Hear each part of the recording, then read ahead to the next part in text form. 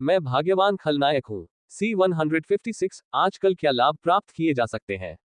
राक्षसी कलाओं के विरुद्ध धर्मयुद्ध उत्तराधिकारी। पब फ्यूचर द्वारा विज्ञापन। अध्याय 156 आजकल क्या लाभ प्राप्त किए जा सकते हैं? राक्षसी कलाओं के विरुद्ध धर्मयुद्ध उत्तराधिकारी। जैसा कि आपसे उम्मीद थी, भाई चांगगे, अगर मेरे सामने ऐसा कोई मामला आता तो मैं हिचकिचाता, लेकिन दुनिया के लोगों के लिए आपकी करुणा वाकई सराहनीय है। शीलिंग गंभीर प्रशंसा से खड़े होने के अलावा कुछ नहीं कर सका। उसने यह बात अपने दिल की गहराइयों से कही और किसी और बात का जरा भी संकेत नहीं दिया। ये लांगटेन ने भी प्रशंसा में कहा, भाई गू के कार्य ये लिंग के क्रोध को व्यक्तिगत रूप से अपने सिर पर लेने से अलग नहीं है। अफसोस, मैं ये परिवार का युवा मास्टर खुद आगे आने की हिम्मत नहीं कर सकता। इस संबंध में मैं अभी भी भाई चांगगे से बहुत दूर हूँ। भाई गू वास्तव में एक कारण से युवा असुर है। अमर झील के युवा मास्टर, जो एक चक्करदार काली धुंध में छिपे हुए थे, ने भी इस समय गहरी सांस ली। हाँ, यंग लेडी बच गई है। यंग मास्टर चांगगे की मदद से वह निश्चित रूप से इस स्थिति को बदल देगी। 9 पूंछ वाले आकाशीय लोमड़ी परिवार के लोग भी उत्साहित थे। उनकी ताकत वास्तव में बहुत कमजोर थी। गू चांगगे ने जो कहा उससे सभी यंग सुप्रीमो ने राहत की सांस ली, और वे खुश और उत्साहित दिखने से खुद को रोक नहीं सके। जो कोई भी ऐसा महत्वपूर्ण कार्य अपने हाथ में लेगा, उसे संभवतः निषिद्ध राक्षसी कलाओं के उत्तराधिकारी से प्रतिशोध का सामना करना पड़ेगा। यहां तक कि व्हाइट टाइगर कबीले के युवा मास्टर बाइली जैसे युवा सुप्रीम को भी मार दिया गया था। यद्यपि वे वर्तमान में जोर से चिल्लाते हैं, लेकिन जब निषिद्ध राक्षसी कलाओं के उत्तराधिकारी के वास्तविक मामले का सामना करते हैं, तो वे किसी और की तुलना में तेजी से भाग सकते हैं। हालांकि गू चांगगे अब इस धर्मयुद्ध की कमान संभालने के लिए आगे आ गए थे। उसके साहस ने सबको लज्जित कर दिया। अगर मुझे इजाजत हो, तो मुझे इस बात पर कुछ संदेह है कि ये लिंग वर्तमान में प्राचीन अमर कुलों द्वारा क्यों शिकार किया जा रहा है। इस समय ये लांगटेन ने अचानक अपना मुंह खोला और अपने मन की बात कहने का फैसला किया। ओह भाई, ये कृपया विस्तार से बताएं। गू चांगगे ने हल्की मुस्कान के साथ कहा। उसके शब्द सुनकर सब लोग उधर देखने लगे। हो सकता है कि ये लिंग ने इन कुलों से संबंधित किसी चीज को छूने का प्रयास किया हो। अगर हम इसके बारे में सोचें, तो वह राक्षसी कलाओं का उत्तराधिकारी इन कुलों के सभा स्थलों के पास क्यों जाएगा? ये लांगटेन ने सावधानीपूर्वक सोचे शब्दों में पूछा। इन शब्दों के साथ कोंग यांग, वांग वुशुंग, अमर झील के उत्तराधिकारी और समूह के बाकी सदस्यों के भाव थोड़े बदल गए। यहां तक कि गू चांगगे भी गहरी सोच में डूबे हुए दिखाई दिए। बाद में उसने थोड़ा सा मुंह सिकुड़ते हुए पूछा, भाई ये क्या कहना चाह रहे हैं? ये लांगटेन ने उसकी ओर देखा और सिर हिलाते हुए कहा, ये लिंग का लक्ष्य संभवतः इन कुलों के युवा सुप्रीमो को ढूंढना है, या शायद उनके पूर्वजों की कब्रों को भी ढूंढना है। हॉन्फना हॉन्फने की आवाजें सुनी जा सकती थी। वास्तव में जब ये लांगटेन ने उन्हें याद दिलाया, तो उनमें से अधिकांश ने पहले ही अनुमान लगा लिया था। कुछ लोगों की प्रतिक्रिया थोड़ी धीमी थी। गू चांगगे ने ये लांगटेन की ओर देखा और मन ही मन उसकी प्रशंसा की। उससे, भाई, ये कहना उचित है। ऐसे समय में वह विशेष रूप से उपयोगी होते हैं। ऐसा करके ये लांगटेन ने गू चांगगे को स्वयं उनका मार्गदर्शन करने की परेशानी से बचा लिया था। मुझे डर है कि ये लिंग को मरते दम तक इस काले बर्तन को मजबूती से ढूंढना पड़ेगा। कब्रों की खोज। ये लांगटेन के शब्द बाकी लोगों के कानों में आंधी की तरह पड़े, जिसके तुरंत बाद एक सिहरन पैदा हो गई। पूरा समूह स्तब्ध रह गया, क्योंकि उनके पूरे शरीर में ठंडक दौड़ गई। यदि ये लिंग ने वास्तव में ऐसा कुछ किया है, तो उसकी शक्तियां अब पहले से कहीं अधिक होंगी। निषिद्ध राक्षसी कलाओं की भयावह और अप्रत्याशित प्रकृति को देखते हुए ये कहा जा सकता है कि ये लिंग का वर्तमान साधना आधार अथाह होगा। जब वह हमारे साथ था, तो ये लिंग आमतौर पर समूह के साथ ही रहता था, लेकिन हो सकता है कि यही उसकी अगली योजना हो। शी लिंग को ये लांगटेन की बातों पर थोड़ा संदेह हुआ। आखिरकार वह पहले भी ये लिंग के साथ रह चुकी थी और जानती थी कि वह क्या करने वाला है। पब फ्यूचर द्वारा विज्ञापन। भाई, ये की बात सही है, लेकिन चलो इस मामले को अभी ऐसे ही छोड़ देते हैं। कल हम आसपास के क्षेत्र में ये लिंग के स्थान की खोज शुरू करेंगे, सभी प्राचीन शहरों पर बारीकी से ध्यान देंगे। यदि आप अमर प्राचीन कबीले के किसी भी सदस्य से मिलते हैं, तो उनसे तर्क करने की कोशिश करें, क्योंकि यह एक गंभीर मामला है। यह वह क्षण था जब गू चांगगे ने बोलने का अवसर लिया, अपने माथे को रगड़ते हुए जैसे कि उसे सिरदर्द हो। वह ये लिंग की साधना में संभावित वृद्धि से परेशान लग रहा था। इस समय सभी को समझ आ गया कि मामला कहीं अधिक जटिल हो गया है। ये लिंग प्राचीन अमर महाद्वीप में घुस गया था। यहाँ की प्राचीन कब्रें ये लिंग के लिए अपनी साधना बढ़ाने के लिए उपयुक्त स्थान थी। आगे की चर्चा के बाद समूह कल के कदम के लिए अपनी ऊर्जा इकट्ठा करने की तैयारी करते हुए तितर बितर हो गया। लेकिन ची लिंग गू चांगगे के साथ कुछ मामलों पर चर्चा करने के लिए वहीं रुक गया। ची लिंग ने मुख्य रूप से गु चांगगे को उनके अलगाव के बारे में बताया, जिससे उसे ये लिंग के बारे में संदेह हुआ। इस संबंध में गु चांगगे ने केवल समझ में सिर हिलाया। गु चांगगे ने इस अवसर पर इस मामले पर अपनी झूठी चिंता और गहरा खेद व्यक्त किया। किसी भी मामले में भले ही आप और मैं उस पर विश्वास करें, ये बेकार होगा। ये लिंग उस बिंदु से आगे निकल गया है जहां से वापस लौटना संभव नहीं है और जनता की नजर में अब निषिद्ध राक्षसी कलाओं का उत्तराधिकारी होने की पुष्टि हो गई है। गु चांगगे ने आह भरते हुए कहा, ये लिंग वास्तव में अत्यधिक संदिग्ध है, लेकिन इसका यह अर्थ नहीं है कि उसका राक्षसी कला के उत्तराधिकारी से कोई संबंध है। ची लिंग ने टिप्पणी की। गु चांगगे ने सहमति में सिर हिलाया। उनके आदान प्रदान के बाद ची लिंग शांत हो गया। एक दुर्लभ क्षण में उसने उसके साथ मजाक किया और कहा, इस समय में मैंने भाई गु के बारे में बहुत सारी खबरें सुनी हैं। प्राचीन अमर जातियों पर विजय प्राप्त करने और अवसरों को चुराने के लिए आपके अनुयायियों को आपकी सार्वजनिक छवि को बनाए रखने के लिए कड़ी मेहनत करने की आवश्यकता है। स्वाभाविक रूप से जब उसने ये कहा तो उसका इरादा गु चांगगे को दोष देने का नहीं था। ये बस हल्की फुल्की बातचीत थी, थोड़ा बहुत मजाक, क्योंकि उसके पास बात करने के लिए कोई और विषय नहीं था। उनका मानना था कि गु चांगगे के इस कृत्य के पीछे कोई कारण अवश्य रहा होगा। इसके अलावा ऐसी दुनिया में जहां ताकतवर लोग कमजोर लोगों का शिकार करते हैं, वहां अवसरों को छीनना कोई बड़ी बात नहीं है। गु चांगगे ने उसके इरादे समझ लिए और हंसते हुए कहा, क्या कोई मुझे ऐसा करने के लिए दोषी ठहरा सकता है?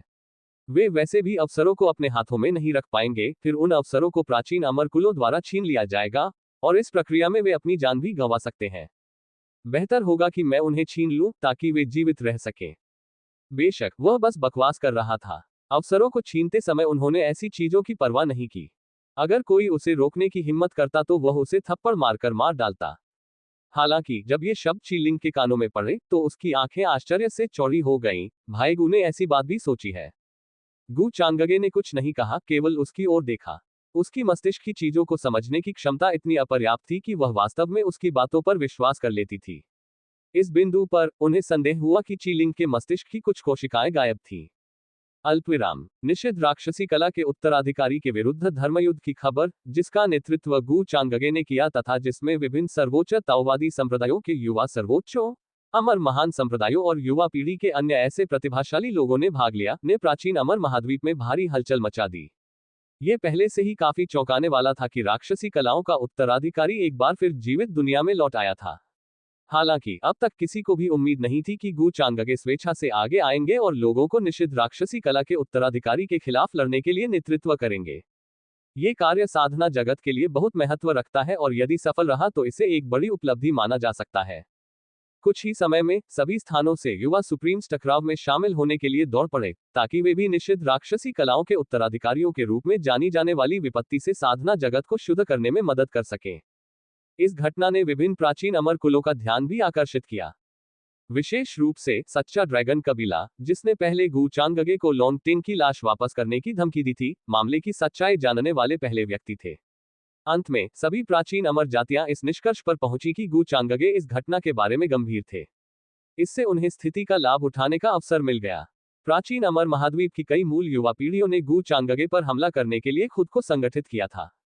प्राचीन अमर ड्रैगन के कबीले के अंदर बुजुर्गों में से एक ने सच्चे ड्रैगन ऑर्डर का उपयोग करके कबीले के बाकी सदस्यों को निर्देश दिया कि वे अपनी युवा पीढ़ी के सबसे महान लोगों को गु चांगगे के विरुद्ध अभियान पर भेजें। इस समयावधि के दौरान मूल निवासियों और बाहरी साधकों के बीच नरसंहार और संघर्ष बढ़ता ही गया, क्योंकि प्राचीन अमर महाद्वीप में अराजकता फैल गई। बाहरी दुनिया की कई युवा पीढ़ियां मर चुकी थीं। परिणामस्वरूप कई लोगों को यह महसूस हुआ कि प्राचीन अमर महाद्वीप में एक महान युद्ध छिड़ जाएगा। यह विशेष रूप से सत्य था, क्योंकि गु चांगगे ने जल में हलचल मचा दी थी, जिससे दोनों पक्षों को भारी क्षति हुई थी। परिणामस्वरूप अनेक ताओवादी अनुयायी मारे गए। अल्पविराम। बाइहेंग पर्वत श्रृंखला। प्राचीन और जीर्ण शीर्ण खंडहरों का एक विशाल क्षेत्र प्राचीन वृक्षों से छिपा हुआ, जो इतने चौड़े और विशाल थे कि उनकी लताएं बादलों जैसी दिखती थीं। यहीं पर यूमिंगकोन की आकृति देखी जा सकती है। उन्होंने अपने समूह का नेतृत्व करते हुए यहाँ शिविर स्थापित किया और कई आकृतियां बनाई। इसके अलावा हर जगह दिव्य कलाकृतियां देखी जा सकती थी। आध्यात्मिक क्यूई सघन थी, सार पत्थर बिखरे हुए थे और रहस्यमय शास्त्र हर कोने में उत्कीर्ण थे। प्रत्येक प्राचीन पात्र अंतरिक्ष के शून्य में तैरते हुए एक धुंधली सुनहरी चमक बिखेर रहा था। समय के साथ जब अमर चमक ऊपर आसमान में उठेगी तो यह इस स्थान पर मौजूद स्वर्गीय अवसर को स्पष्ट करने में मदद करेगी, जिससे उसे कार्य करने के लिए कुछ समय मिलेगा। अन्यथा यदि बड़ी संख्या में किसान और जीव सतर्क हो गए और क्षेत्र की ओर आकर्षित हो गए तो ये बुरा होगा। अब तक उसने ये भी खबर सुन ली थी कि कैसे गु चांगगे ये लिंग के खिलाफ धर्मयुद्ध का नेतृत्व कर रहा था। ये लिंग ने गु चांगगे को नाराज करने के लिए 8 जन्मों के बराबर दुर्भाग्य झेला होगा। न केवल उसने काला बर्तन उठाया, बल्कि अब उसके खिलाफ एक धर्मयुद्ध भी चल रहा है, जिसका नेतृत्व कोई और नहीं बल्कि गु चांगगे कर रहे हैं। ये लिंग अब तक गुस्से में खून उगल रहा होगा। फिलहाल गु चांगगे ने सभी को अंधेरे में रखा हुआ है। इस तथ्य के बारे में उन्हें कोई जानकारी नहीं है कि राक्षसी कलाओं का असली उत्तराधिकारी वही है। पूरी दुनिया को बस अपनी हथेली पर नचा रहा है। यू मिंगकोन को स्वाभाविक रूप से ये लिंग के प्रति कोई सहानुभूति नहीं थी। इसके विपरीत वह इस बात का अनुमान लगा रही थी कि गु चांगगे के उद्देश्य क्या थे। उनमें से एक था ये लिंग के अवसरों को जब्त करना। जहां तक दूसरे उद्देश्य का सवाल है, वही ईमानदारी से अनुमान नहीं लगा सकी। मैंने अमर मार्ग एक ढूंढ लिया है। इससे पहले कि कोई और प्रतिक्रिया करे, ये मेरा हो जाएगा। 1. संक्षिप्त विवरण। अमर मार्ग पोर्टल या अंतरिक्ष में दरारें की एक श्रृंखला है जो प्राचीन अमर महाद्वीप में विभिन्न स्थानों की ओर ले जाती है। इस आर्क की शुरुआत में एक ऐसा ही पोर्टल था। दरअसल यू मिंगकोन को पहले ही पहाड़ों की गहराई में स्थित एक साधारण सा दिखने वाला पत्थर का द्वार मिल चुका था। पत्थर के द्वार पर कई नक्काशियां थीं। पर्वत विशाल थे, आकाश ऊंचा था, दिव्य लताएं और अमर वृक्ष उग रहे थे, जो अमर आभा से भरे हुए थे। उसने परिद्वार के छेद से उसके पार का रास्ता देखने की कोशिश की, लेकिन वहां धुंध की एक मोटी चादर थी जिससे उसका दृश्य अस्पष्ट हो गया था। उसी क्षण परिद्वार के पीछे से प्रकाश की एक विशाल वर्षा हुई और आकाश से रून गिरने लगे।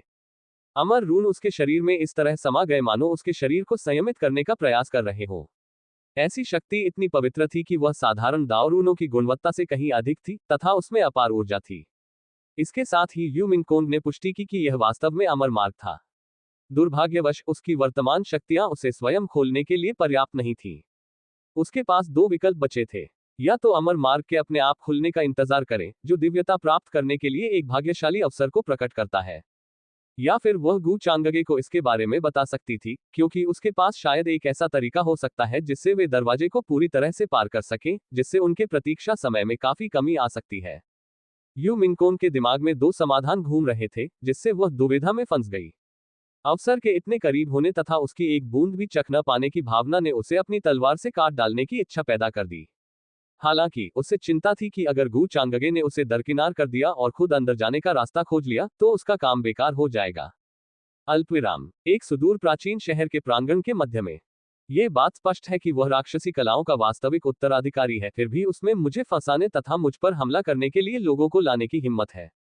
ये लिंग अब घृणा के उन्माद में था। वह गु चांगगे को 1000 टुकड़ों में फाड़ देना चाहता था। उसके बगल में यिन मेई थी, जो उससे प्राचीन शहर में मिली थी। गु चांगगे के निर्देशों के अनुसार यिन मेई ने यह सुनिश्चित किया कि वह ये लिंग में किसी भी प्रकार का संदेह पैदा न करे, बल्कि ये लिंग को अपने पिछले कामों के कारण थोड़ा पछतावा भी हुआ। उसने यिन मेई को छोड़ दिया था और पहले ही भाग गया था। उसे डर था कि वह परेशान हो जाएगी। उसकी उम्मीदों के विपरीत यिन मेई ने आकर केवल इतना कहा कि उसके पास अभी भी जीवन रक्षक साधन है, जिससे वह अपने भाग्य से बच सकती है। इसके अलावा वह उसकी हरकतों को समझती हुई प्रतीत हुई। ये लिंग और भी अधिक भावुक हो गया। हालांकि वर्तमान में उन्होंने मुंह बनाया, क्योंकि उन्हें याद आया कि एक युवा सुप्रीम उन्हें ढूंढ रहा था और उनसे इन चीजों के बारे में पूछ रहा था। बाहर जो कुछ हुआ था उससे वह क्रोधित हो गया। उसके शरीर के रोम रोम में घृणा भर गई। गु चांगगे की हरकतें किसी चोर द्वारा डकैती के लिए आवाज लगाने से भी अधिक अपमानजनक थी। उसने जरूर मेरा पता उजागर कर दिया होगा, वरना गु चांगगे को कैसे पता चल सकता था कि मैं इस प्राचीन शहर में छिपा हुआ था। अरे, मुझे पता होना चाहिए था कि चीलिंग और गु चांगगे आपस में मिले हुए थे। मैं उस पर इतना भरोसा कैसे कर सकता था। ये लिंग के चेहरे पर एक गहरी छाया छा गई। इन दिनों वह देख सकता था कि साधक आकाश में उड़ रहे हैं और विभिन्न क्षेत्रों में उसकी खोज कर रहे हैं। ये प्राचीन अमर जातियों द्वारा भेजे गए समूह से भी अधिक कष्टदायक था। सौभाग्य से वे इस बात से अनजान हैं कि पुनर्जन्म के प्राचीन देवता द्वारा मेरे लिए छोड़ी गई गुफा इस प्राचीन शहर में छिपी हुई है। पब फ्यूचर द्वारा विज्ञापन। जब उसने ये सोचा, तो ये लिंग अपने चेहरे पर तिरस्कार भरी मुस्कान प्रकट करने से खुद को रोक नहीं सका। फिर उसने अपने सामने खड़े यंग सुप्रीम को चुप कराने के लिए प्रहार किया। बूढ़े कछुए, क्या तुम्हें यकीन है कि प्रवेश द्वार इस प्राचीन शहर में है? ये लिंग ने एक बार फिर पेंडेंट के अंदर बूढ़े कछुए से पूछा। उसे अंदाजा था कि यह यहीं होगा, लेकिन बूढ़े कछुए के निर्देशों के बिना वह ठीक से नहीं जानता था कि वह कहां होगा। ये यही है। प्रवेश द्वार एक सूखा कुआं है। ऐसा कहा जाता है कि प्राचीन देवता ने उस समय कई पैटर्न छोड़े थे, इसलिए अगर पवित्र क्षेत्र में कोई प्राणी गलती से भी प्रवेश कर जाए तो वह नष्ट हो जाएगा। बूढ़े कछुए के शब्द पेंडेंट के भीतर से गूंज उठे, जिससे ये लिंग की अभिव्यक्ति गंभीर हो गई। इसके बाद उसने अपने पीछे खड़ी यिन मेई से कहा, यिन मेई, याद रखना कि मेरे करीब रहना और मेरे ठीक पीछे चलना, कोई गलत कदम मत उठाना। ये लिंग के सतर्क शब्दों को सुनकर यिन मेई के चेहरे पर चिंता की लकीरें उभर आई और उसने अपना सिर हिलाया और जवाब दिया, मुझे पता है, चिंता मत करो। ये लिंग को ये सुनकर राहत मिली, उसने यिन मेई की आंखों में उपहास के भाव को नहीं देखा। जल्द ही ये लिंग पास के आंगन में घूमने लगा। प्राचीन शहर पुराना लग रहा था, बहुत पुराना, इतना पुराना कि अनगिनत युगों से गुजरा हो। और फिर भी वहां किसी भी जीवित प्राणी के रहने का कोई संकेत नहीं था। कुएं तक पहुंचने का रास्ता यही होना चाहिए। ये लिंग ने यिन मेई का मार्ग प्रशस्त किया और प्राचीन मंदिर के पास रुका, जहां काफी समय से जीवित प्राणियों का नामोनिशान नहीं रह गया था। उनके सामने मुरझाए पत्तों से ढके एक सूखे कुएं में एक आभा आ गई, जिससे ये लिंग परिचित था। इसमें सचमुच पुनर्जन्म की आभा है। यही है, इसमें कोई गलती नहीं है। वह यह दर्शाने से खुद को नहीं रोक सका कि वह कितना खुश और उत्साहित था। उसी समय आकाश में चारों ओर से दिव्य इंद्रधनुष की ध्वनि सुनाई दी तथा कई साधक उसकी खोज में प्राचीन नगर में उतरे। उनकी आभा को महसूस करते हुए ये लिंग का चेहरा पीला पड़ गया और उसने अपने पीछे खड़ी यिन मेई से कहा, मेरे पीछे आओ। यदि वे इसी क्षण भाग न जाएं तो पकड़े जाएंगे। इस प्रकार ये लिंग ने अगुवाई की और अपने सामने स्थित प्राचीन कुएं की ओर दौड़ा और सबसे पहले उसमें कदम रखा। एक तेज आवाज के साथ मुरझाए हुए पत्ते दूर चले गए। नीचे का स्थान टूटने और धुंधला होने लगा, मानो उसे किसी दूसरी दुनिया में भेज दिया गया हो। ये वैसा ही हुआ जैसा ये लिंग ने भविष्यवाणी की थी। सूखे कुएं के नीचे एक काल्पनिक जंक्शन था जो विभिन्न स्थानों को एक साथ जोड़ता था। यह देखकर यिन मेई ने बिना किसी हिचकिचाहट के उसका पीछा किया। हालांकि जैसे ही वह नीचे उतरी, उसने अपनी आभा के निशान पीछे छोड़ दिए। अभी अभी मुझे यहाँ किसी की आभा महसूस हुई। ये पलक झपकते ही कैसे गायब हो गया।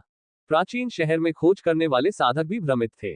उनकी दिव्य इंद्रियों ने हजारों मील की यात्रा की, लेकिन वे जहां भी देखते थे उन्हें ये लिंग का कोई निशान नहीं मिला। इसे भूल जाओ, चलो वापस चलते हैं और पहले यंग मास्टर चांगगे को रिपोर्ट करते हैं। ये लिंग यहाँ कहीं नहीं मिल रहा है। इसके साथ ही वे प्राचीन शहर छोड़कर चले गए। इस बीच दूसरी दिशा में एक पहाड़ की चोटी पर गु चांगगे एक पैर दूसरे के ऊपर रखकर बैठा था और उसके कपड़े हवा में लहरा रहे थे। उसे कुछ महसूस हुआ। उसके शरीर से एक अजीब सी आभा निकली, जिससे उसके सामने का शून्य धुंधला हो गया।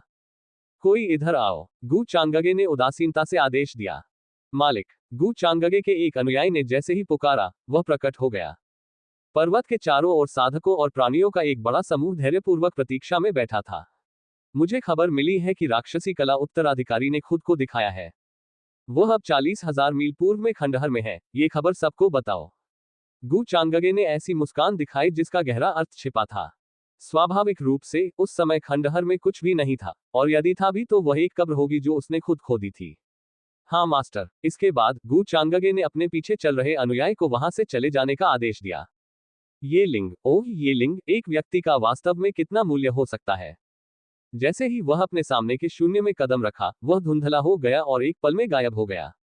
प्रायोजित सामग्री। 6 दिन में पेट का लटकना दूर हो जाता है। यहाँ पढ़ें। कोलकाता की 19 वर्षीय युवती ने बताया कि वह प्रतिदिन 2,90,000 रुपए कैसे कमाती है।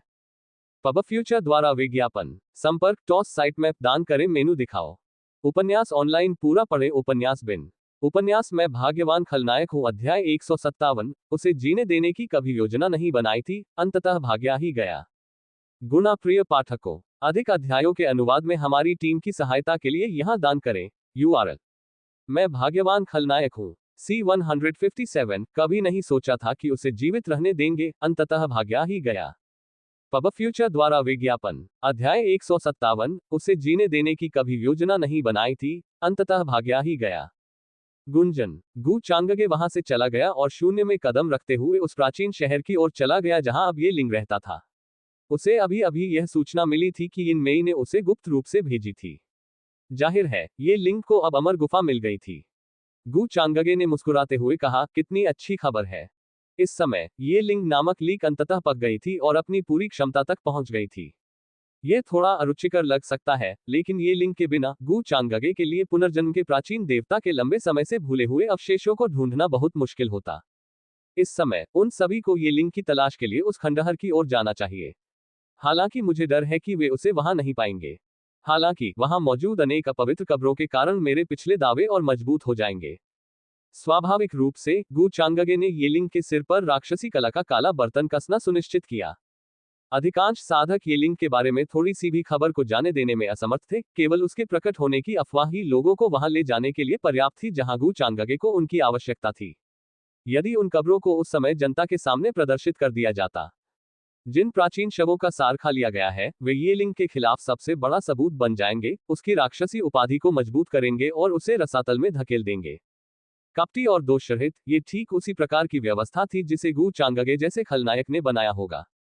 जब यह ऐसी स्थिति में पहुंच जाएगा, तो येलिंग के लिए दोष से मुक्त होना असंभव हो जाएगा, और वह ऐसी स्थिति में पहुंच जाएगा जहां से वापसी संभव नहीं होगी।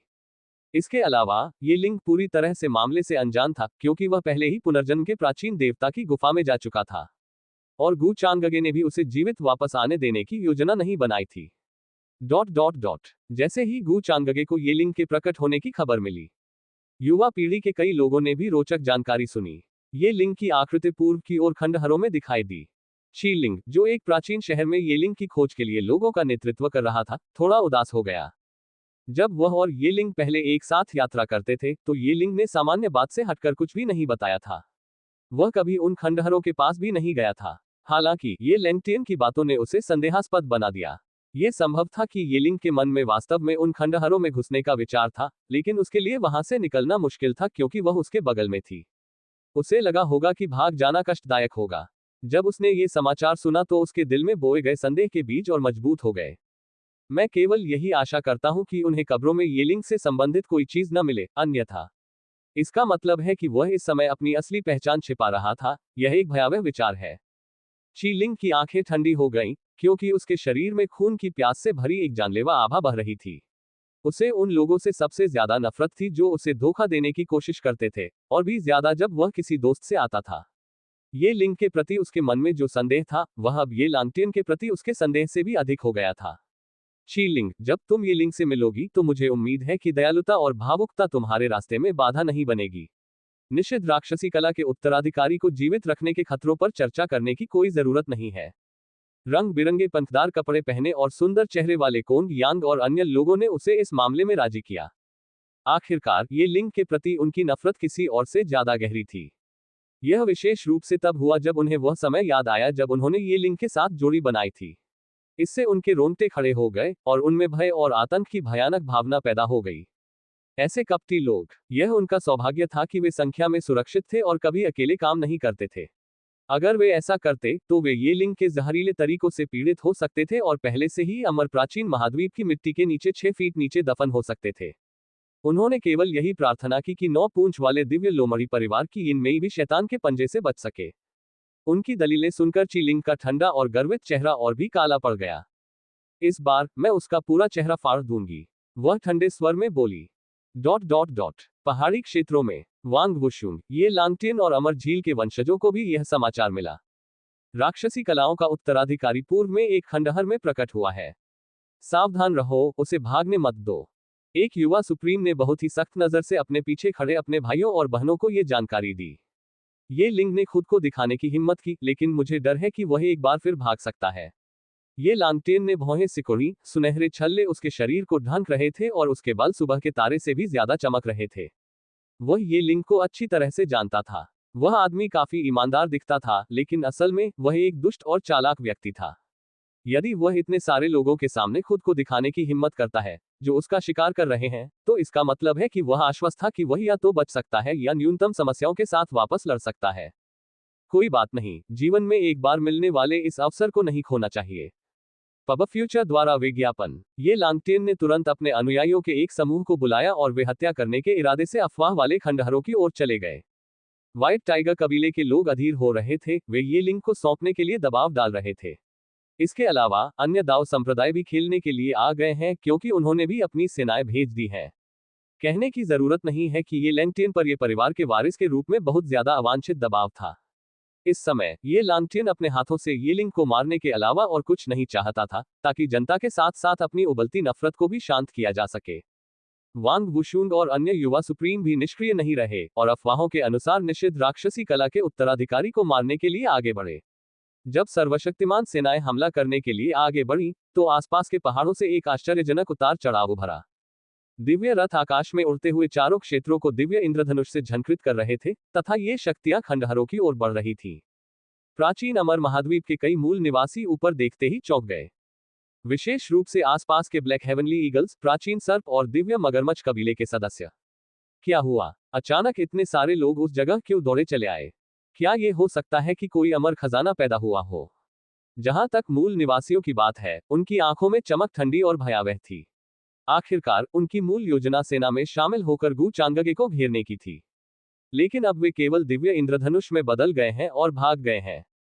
ब्लैक हेवनली ईगल कबीले में एक युवा लड़की बादलों से ढकी चट्टान पर खड़ी थी। वह सिर्फ 17 या 18 साल की लग रही थी और उसके चेहरे की बनावट बहुत ही नाजुक थी। उसने सफेद कपड़े पहने हुए थे और उसके शरीर पर बादलों और धुंध की चादर छाई हुई थी। उसके काले बाल बादल की तरह लहरा रहे थे, जिन्हें 9 फीनिक्स हेयरपिनों ने थाम रखा था। उसने एक शानदार जेड रोब पहना था जिस पर अंतहीन नदियां और पहाड़ बने हुए थे। उसका रूप अमर कमल की तरह पवित्र था और उसका व्यवहार बेजोड़ था। ट्रू ड्रैगन ऑर्डर के आदेश से ट्रू ड्रैगन कबीले ने फैसला सुनाया है कि अमर प्राचीन जातियों की सभी युवा पीढ़ियां खलनायक गू चांगगे के खिलाफ धर्मयुद्ध में भाग लेंगी। लड़की ने अपने आप से फुसफुसाते हुए कहा। उसकी काली मणि जैसी आंखों से एक चमकती हुई रोशनी गुजरी। चूंकि लॉन्ग टेंग मर चुका है, इसलिए प्राचीन अमर जातियों की युवा पीढ़ी बिना सिर वाली मुर्गी की तरह इधर उधर भाग रही है। यह मेरे लिए एक बेहतरीन अवसर है। वह कोई और नहीं बल्कि हेई मिंग की बड़ी बहन हेई यान्यू थी। अच्छी बात यह है कि उन्हें विभिन्न अमर प्राचीन जातियों की युवा पीढ़ी में सर्वश्रेष्ठ प्रतिभाओं में से एक माना जा सकता है। ब्लैक हेवनली ईगल जनजाति की एक दुर्लभ, 1 लाख साल में एक बार आने वाली प्रतिभा। कुछ समय पहले, जब लॉन्ग टेंग अभी भी प्रत्येक जाति की स्वर्गीय बेटियों की तलाश कर रहा था, तो उसे उसके उत्कृष्ट रूप पर मोह हो गया और वह उसे अपने हरम में शामिल करना चाहता था। हालांकि हे यान्यू ने इस प्रस्ताव को अस्वीकार कर दिया। वह कम ही सुर्खियों में रहती थी और उसकी कोई प्रतिष्ठा नहीं थी, लेकिन इसका मतलब यह नहीं था कि वह इतनी कमजोर थी कि वह लॉन्ग टेंग के सामने आत्मसमर्पण कर दे और बाकी जीवन उसकी छाया में चले। सच तो यह है कि हेई यान्यू एक बहुत ही महत्वाकांक्षी महिला थी और वह ब्लैक हेवनली ईगल कबीले को उनके प्राचीन गौरव से आगे ले जाकर अन्य प्राचीन अमर जातियों पर हावी होने का इरादा रखती थी। उसने मूल रूप से लॉन्ग टेंग को चुनौती देने और अपनी स्थिति मजबूत करने का अवसर ढूंढने की योजना बनाई थी। दुर्भाग्यवश उस विचार के फलित होने से पहले ही लॉन्ग टेंग गू चांगगे का शिकार हो गया। हेई यान्यू ने गू चांगगे के बारे में सुना था और उसकी अत्याचारी ताकत के बारे में जानता था। दुर्भाग्य से प्राचीन अमर महाद्वीप के विभिन्न मूल समूहों के बीच प्रसारित होने वाली अधिकांश अफवाहें, कम से कम कहने के लिए, दोषपूर्ण थीं। आखिरकार वे बदनामी पर बहुत अधिक केंद्रित थे। सच में, गू चांगगे की ताकत कम से कम देवत्व के स्तर पर होनी चाहिए। एक झूठा ईश्वर, सच्चा ईश्वर, स्वर्गीय ईश्वर, ईश्वर राजा। हेई यान्यू ने व्यक्तिगत रूप से उस युद्ध के परिणाम की जांच की थी। युवा असुर, इतना भारी शीर्षक मात्र शब्दों से नहीं भरा जा सकता। बहरहाल, अब सभी कबीले एकजुट हो चुके थे और साथ मिलकर वे गू चांगगे के खिलाफ अपने धर्मयुद्ध की तैयारी कर रहे थे। हेई यान्यू ने सोचा कि यह उसके लिए एक अवसर हो सकता है। कोई कितना भी शक्तिशाली क्यों ना हो, उसके लिए अकेले प्राचीन अमर महाद्वीप की संपूर्ण शक्तियों का सामना करना कैसे संभव था। समय आ गया है मेरे अनुयायियों, मेरे साथ आओ और साथ मिलकर हम गू चांगगे को हरा देंगे। हेई यान्यू के शब्दों के साथ ही क्यूब के कई धमाके हुए और उसके पीछे पहाड़ों से कई अत्याचारी आकृतियां निकलकर बाहर आईं। सूश, ध्वनि अवरोधक के टूटने की ध्वनि चट्टानों की गहराई से बाहर आई, जब रहस्यमय आकृतियां हेई यान्यू के पास धरती को चीरती हुई दिखाई दी। चमकते पंखों वाली एक गोरी लड़की, एक प्राचीन और पुरातन ड्रैगन, अपनी भुजाओं पर बहुरंगी शल्कों वाला एक मजबूत आदमी और सींगों वाले एक विशालकाय आदमी। इन प्राणियों ने अत्यधिक शक्तिशाली आभा उत्सर्जित की। उनमें से सबसे कमजोर का मिथ्या देव क्षेत्र में साधना आधार था। उन्हें हेई यान्यू ने व्यक्तिगत रूप से जीत लिया था। हेई यान्यू और अन्य लोगों के गायब हो जाने के बाद एक पीला और रहस्यमय लड़का चट्टान के किनारे से बाहर आया। लड़के की पीठ पर काले भूरे रंग के 2 पंख थे। वह हेई मिंग था। जैसे ही उसने हेई यान्यू की ओर देखी, उसकी पैनी आंखों में एक अजीब सी चमक उभर आई। अब जब दोनों पूर्वजों ने अमर बंधन तकनीक का अभ्यास कर लिया है, जैसे ही मेरी बहन पूरी तरह से पारिवारिक आधार छोड़ देगी, तो यह मेरे लिए उत्थान का समय होगा और सभी शक्तियां अपने पास ले लूंगा। हेई मिंग ने खुद से कहा। उसकी आंखों में महत्वाकांक्षा नामक ज्वाला हिंसक रूप से जल रही थी। फिर भी, यहां तक कि उसने स्वयं भी उन रेशमी, चांदी सफेद आकृतियों को नहीं देखा था जो उसकी पुतलियों पर जाल की तरह बनी हुई थी, जो एक क्षण में दिखाई देती थी और अगले ही क्षण गायब हो जाती थी। अल्पविराम, सूखे कुएं के अंदर प्राचीन शहर। जैसे ही ये लिंग यिन मेई को अंदर ले गया, दुनिया उनके सामने घूम गई। अंतरिक्ष खुद ही आपस में मिलने और ओवरलैप होने लगा, टूटने और फिर से बनने लगा, मानो एक अंतहीन चक्र में फंस गया हो। अंत में ऐसा प्रतीत हुआ कि दोनों शून्य में एक लहर से होकर गुजरे और फिर जमीन पर मजबूती से उतरे। यिन मेई की आंखों में एक अजीब सी चमक थी, वह काफी आश्चर्यचकित लग रही थी। ये जगह कहाँ है? क्या हम किसी दूसरी दुनिया में आ गए हैं? हाँ, हम दूसरी दुनिया में हैं। इस जगह को मेरे गुरु द्वारा मुझे छोड़ी गई एक छोटी दुनिया माना जा सकता है। ये लिंग ने जवाब देते समय अपने दिल में पनप रहे उत्साह को दबाने की कोशिश की। सामान्यतः वे उस व्यक्ति को, जिसने यह विरासत उनके लिए छोड़ी थी, पुनर्जन्म के प्राचीन देवता के रूप में संबोधित करते थे। हालांकि पुनर्जन्म के प्राचीन देवता द्वारा छोड़ी गई अमर गुफा के अंदर अब उसे मास्टर के रूप में संबोधित करना होगा। ये सिर्फ इसलिए था क्योंकि हो सकता है कि प्राचीन देवता ने अपनी आत्मा का कोई अवशेष यहाँ रखा हो। अगर उसने ये लिंग के अपमानजनक शब्दों को सुना और उसे तुरंत इस छोटी दुनिया से बाहर निकालने का फैसला किया तो यह एक बहुत बड़ी क्षति होगी। ये लिंग आमतौर पर भ्रामक रूप से सरल दिखता था, लेकिन सच तो यह है कि उसके दिल में अथाह रहस्य छिपे हुए थे। पुनर्जन्म का प्राचीन देवता, क्या ये हो सकता है? इस समय यिन मेई के चेहरे पर आश्चर्य का भाव था, जो ये लिंग के शब्दों की गंभीरता से मेल खाता था। वह आश्चर्यचकित थी, यहां तक कि आश्चर्यचकित भी। सच तो यह है कि गु चांगगे ने उससे पहले ही इतना कुछ कह दिया था, इसलिए उसे जरा भी आश्चर्य नहीं हुआ। हाँ, तुमने सही अनुमान लगाया। ये लिंग को थोड़ा गर्व महसूस हुआ, यहां तक कि घमंड भी। पुनर्जन्म के प्राचीन देवता के असली उत्तराधिकारी होने के कारण उसका अहंकार पूरी क्षमता से बढ़ गया था। दुर्भाग्यवश पकड़े जाने के डर से उसने ऐसा रहस्य उजागर करने का साहस नहीं किया। यिन मेई के सामने इस तथ्य को स्वीकार करते हुए उसके चेहरे पर मुस्कुराहट आ गई, क्योंकि उसे यिन मेई की आश्चर्य और विस्मय का आनंद आ रहा था। पुनर्जन्म के प्राचीन देवता सच्चे अमर लोगों के बहुत करीब है।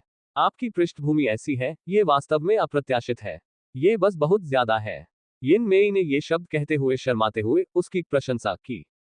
ये लिंग ने अपना सिर हिलाया और आगे कहा, तो आपको ये जानना चाहिए कि बाहर से जो अफवाहें आ रही हैं कि मैं निषिद्ध राक्षसी कलाओं का उत्तराधिकारी हूं, वे पूरी तरह से झूठी हैं। निषिद्ध राक्षसी कलाओं का असली उत्तराधिकारी वास्तव में गु चांगगे है, जो स्वर्गीय दाओ अमर महल का उत्तराधिकारी है।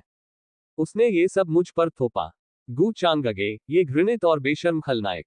जल्दी या बाद में मैं उसका आत्मधर्मी चेहरा नोच डालूंगा और दुनिया को बता दूंगा कि असली खलनायक कौन है, ताकि वे उसका मांस कुत्तों को खिला सकें। गु चांगगे के बारे में बोलते समय उसकी आंखों में गहरी नफरत और जानलेवा इरादे उभर आए। दुनिया में ऐसा कोई भी व्यक्ति नहीं था जिससे वह गु चांगगे जितनी गहरी नफरत करता था।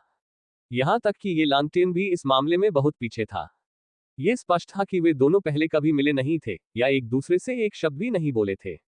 और फिर भी गु चांगगे ने फिर भी उसे इस तरह फंसाया, उसे दोष का इतना बड़ा काला बर्तन ढोने के लिए मजबूर किया। वो सड़क पार करने वाला चूहा बन गया जिसे हर कोई चिल्लाया और पीटा। वस्तुतः संपूर्ण विश्व ही उसका शत्रु था। तुम्हें अब और कुछ कहने की जरूरत नहीं है, मैंने हमेशा तुम पर विश्वास किया है। ये लिंग। यिन मेई ने बीच में टोकते हुए थोड़ा सा मुंह बनाया, जिससे ये लिंग की अपने प्रिय गु चांगगे के खिलाफ तीखी टिप्पणी समाप्त हो गई। उसने अपने दांत पीस लिए, क्योंकि इस समय वह उसके मुंह पर थप्पड़ मारने से खुद को नहीं रोक पा रही थी। बहन यिन, केवल आप ही मेरे साथ इतनी दयालुता से पेश आएंगी? ये लिंग ने थोड़ा भावुक होकर कहा। हालांकि ये भावुक होने का समय नहीं था। उन्होंने तुरंत आगे का रास्ता प्रशस्त किया तथा यिन मेई को अपने गुरु के निवास स्थान तक मार्गदर्शन दिया। अल्पविराम। यिन मेई द्वारा छोड़ा गया निशान यही समाप्त होता है। गु चांगगे की आकृति शून्य से बाहर निकली और उसी परित्यक्त प्राचीन मंदिर में पहुंची। वह अपने सामने सूखे कुएं को देखता रहा, उसकी आंखें विचारमग्न थीं। ये लिंग को अब तक अंदर आ जाना चाहिए था। किसी भी मामले में ऐसा लगता है कि यह स्थानिक मार्ग मेरी आंतरिक दुनिया से काफी मिलता जुलता है। गु चांगगे की आध्यात्मिक भावना खाली कुएं में घुस गई। शून्य प्रतिभा का उपयोग करने वाले व्यक्ति के रूप में यह कोई आश्चर्य की बात नहीं थी कि उसने हल्के स्थानिक उतार चढ़ाव को नोटिस किया। जाहिर है, ये कुआं हमें एक दूसरी दुनिया की ओर ले जाता था, जिसमें रहस्य छिपे हुए थे। किसी को अब तक खंडहर की ओर भाग जाना चाहिए था। हालांकि मेरे अलावा कोई और नहीं जानता कि ये लिंग वास्तव में कहाँ है। गु चांगगे गलियारे में कदम रखते ही हल्के से मुस्कुराए। यह पहली बार नहीं था जब उसने इतनी अच्छी तरह से मोटी लीक तोड़ी थी। इस प्रकार वह पहले से ही घटनाक्रम से भली भांति परिचित था। ये लिंग अग्रिम पंक्ति में खड़ा होकर अपने लिए सभी तरह के खतरों को खत्म करने के लिए आगे बढ़ता। फिर वह पीछे से आता, खुश और निश्चिंत, उसके लिए तय किए गए आसान रास्ते पर। पब फ्यूचर द्वारा विज्ञापन। दुर्भाग्य से ये लिंग के लिए उसके इनाम को एक ही शब्द में अभिव्यक्त किया जा सकता है। मौत। गु चांगगे ने ये लिंग को इस अमर गुफा से जीवित बाहर निकलने की योजना नहीं बनाई थी। ऐसा कहा जाता है कि सही तौर पर निषिद्ध राक्षसी कलाओं के उत्तराधिकारी के साथ एक विशाल और आसमान हिला देने वाली लड़ाई शुरू हो जाएगी, जब वह उसके शैतानी ठिकाने तक उसका पीछा करेगा। और अंत में ये लिंग अपनी पूरी ताकत के साथ गु चांगगे के हाथों से बच निकलता है। ये बात फैल जाएगी कि गु चांगगे और यिन मेई ने मिलकर दुष्ट ये लिंग को गंभीर रूप से घायल कर दिया है, जो भाग गया था। इस बीच वह खुद को युद्ध में गंभीर रूप से घायल होने का दिखावा करेगा, ये सब लोगों को यकीन दिलाने के लिए। गु चांगगे के विचार में ये रणनीति दोषरहित प्रतीत हुई। आखिरकार कोई नहीं जानता कि ये लिंग अगली बार कहां दिखाई देगा। निषिद्ध राक्षसी कला के उत्तराधिकारी के पास छिपने के साधन थे। आखिरकार वह दुनिया में कहीं भी छिपा हो सकता है। ताओवाद की सभी ताकतें ये लिंग की तलाश करेगी, लेकिन एक मृत व्यक्ति को कैसे खोजा जाए? ये लिंग के अपने चेहरे को बदलने और अपने मूल को छिपाने के विभिन्न तरीकों ने उसे नुकसान पहुंचाया।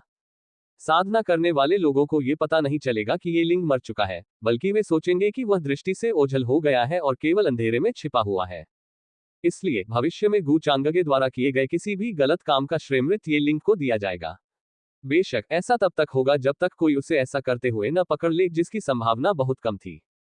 एक बार ये घटनाएं घटित हो जाने के बाद कोई भी गु चांगगे पर संदेह कैसे कर सकता है? अल्पविराम। ये लिंग और यिन मेई काफी दूर तक चले। नजारा बदल गया था। एक भूमिगत गुफा जो सीधे गहराई से जुड़ी हुई थी, उनके सामने फैली हुई थी। एक तीखी सांस उनके चेहरों को गुदगुदा रही थी, जैसे किसी अदृश्य दबाव ने उन्हें घेर लिया हो। उनके चारों ओर के स्थान में जटिल संरचनाएं उत्कीर्ण थीं। यदि किसी के पास पुनर्जन्म की शक्ति नहीं होती, तो वे पवित्र क्षेत्र में रहने वालों की भी गति में गंभीर बाधा उत्पन्न करती। ये लिंग तुम्हें ध्यान से सुनना चाहिए। ये पुनर्जन्म के प्राचीन देवता द्वारा निर्धारित अंतिम परीक्षा है। शून्य में सरनी संरचनाओं से सावधान रहो। बूढ़े कछुए की आवाज ने पेंडेंट के भीतर से उससे बात की। ये लिंग का दिल कांप उठा, क्योंकि वह अपनी सतर्कता कम करने की हिम्मत नहीं कर पा रहा था। धमाका, धमाका, धमाका। जल्द ही उसने अपने आगे एक चमकदार रोशनी देखी, जबकि उसके पैरों के नीचे गर्म मैग्मा कुंडलित हो रहा था। लावा के ऊपर एक एकल तख्त पुल विपरीत दिशा से जुड़ा हुआ है। मैग्मा के कारण स्वाभाविक रूप से अग्नि गुण वाले जीव होंगे, इसलिए सावधान रहें, बूढ़े कछुए ने याद दिलाया। ये लिंग ने सिर हिलाया। नीचे से मैग्मा की एक ज्वलंत लहर निकल रही थी, जो लगातार उस पर प्रहार कर रही थी। सौभाग्य से उसके शरीर में छिपी पुनर्जन्म की शक्ति द्वारा मलबा आसानी से टूट गया, जिससे ये लिंग को जरा सी भी चोट नहीं पहुंची। इसमें असंभव मात्रा में ऊष्मा थी। इतना ही नहीं, बल्कि इसके बाद आने वाला विनाशकारी गुरुत्वाकर्षण शरीर के सबसे मजबूत साधकों को भी कुचलकर मर जाने पर मजबूर कर देता था। औसत मिथ्या देव क्षेत्र साधक संभवतः एक क्षण में ही विस्फोट कर देगा, और यहां तक कि सत्य देव क्षेत्र साधकों को भी इससे गुजरना कठिन लगेगा। संक्षेप में, पुनर्जन्म के प्राचीन देवता द्वारा निर्धारित परीक्षण बहुत कठिन था। सौभाग्य से ऐसा परीक्षण वर्तमान के ये लिंग के लिए उपयुक्त था। इस तरह का परीक्षण इसे जीवन मरण का संकट बनाने के लिए पर्याप्त नहीं था, लेकिन यह आसान भी नहीं था। यदि गु चांगगे यहां होते, तो वे टिप्पणी करते कि यह सब कितना अनावश्यक था। गर्जन। टिमटिमाती लपटों में लिपटे जीवों का एक झुंड मैग्मा से बाहर निकला और ये लिंग की ओर बढ़ा, जिससे कुछ क्षण के लिए वह एक तीव्र लड़ाई में उलझ गया। इस दौरान यिन मेई पीछे खड़ी होकर घटनाओं को देखती रही और चुपचाप एक और अदृश्य निशान छोड़ती रही। दुर्भाग्यवश ये लिंग ने यिन मेई की हरकतों पर ध्यान नहीं दिया। उनकी नजर में आगे की राह के अंत में असीम अवसर छिपे हुए थे। इससे अधिक महत्वपूर्ण कुछ भी नहीं था। अंतिम मैग्मा प्राणी के मर जाने के बाद ये लिंग ने आगे बढ़ने के मार्ग में आने वाली अन्य कठिनाइयों को दूर करने के लिए यिन मेई को साथ लिया। उन्होंने पुनर्जन्म के प्राचीन देवता द्वारा छोड़े गए अनेक परीक्षणों को हल किया, कई संरचनाओं को नष्ट किया और रास्ते में हत्या की मंशा से भरे जाल को हटा दिया। जब वे अंततः निवास की गहराई तक पहुंचे, यहीं पर उन्हें एक गुफा मिली जिसमें से दिव्य प्रकाश निकल रहा था। 3 कांस्य स्तंभों ने एक कांस्य सफेद जेड महल को सहारा दिया था, जो शून्य में लटका हुआ था।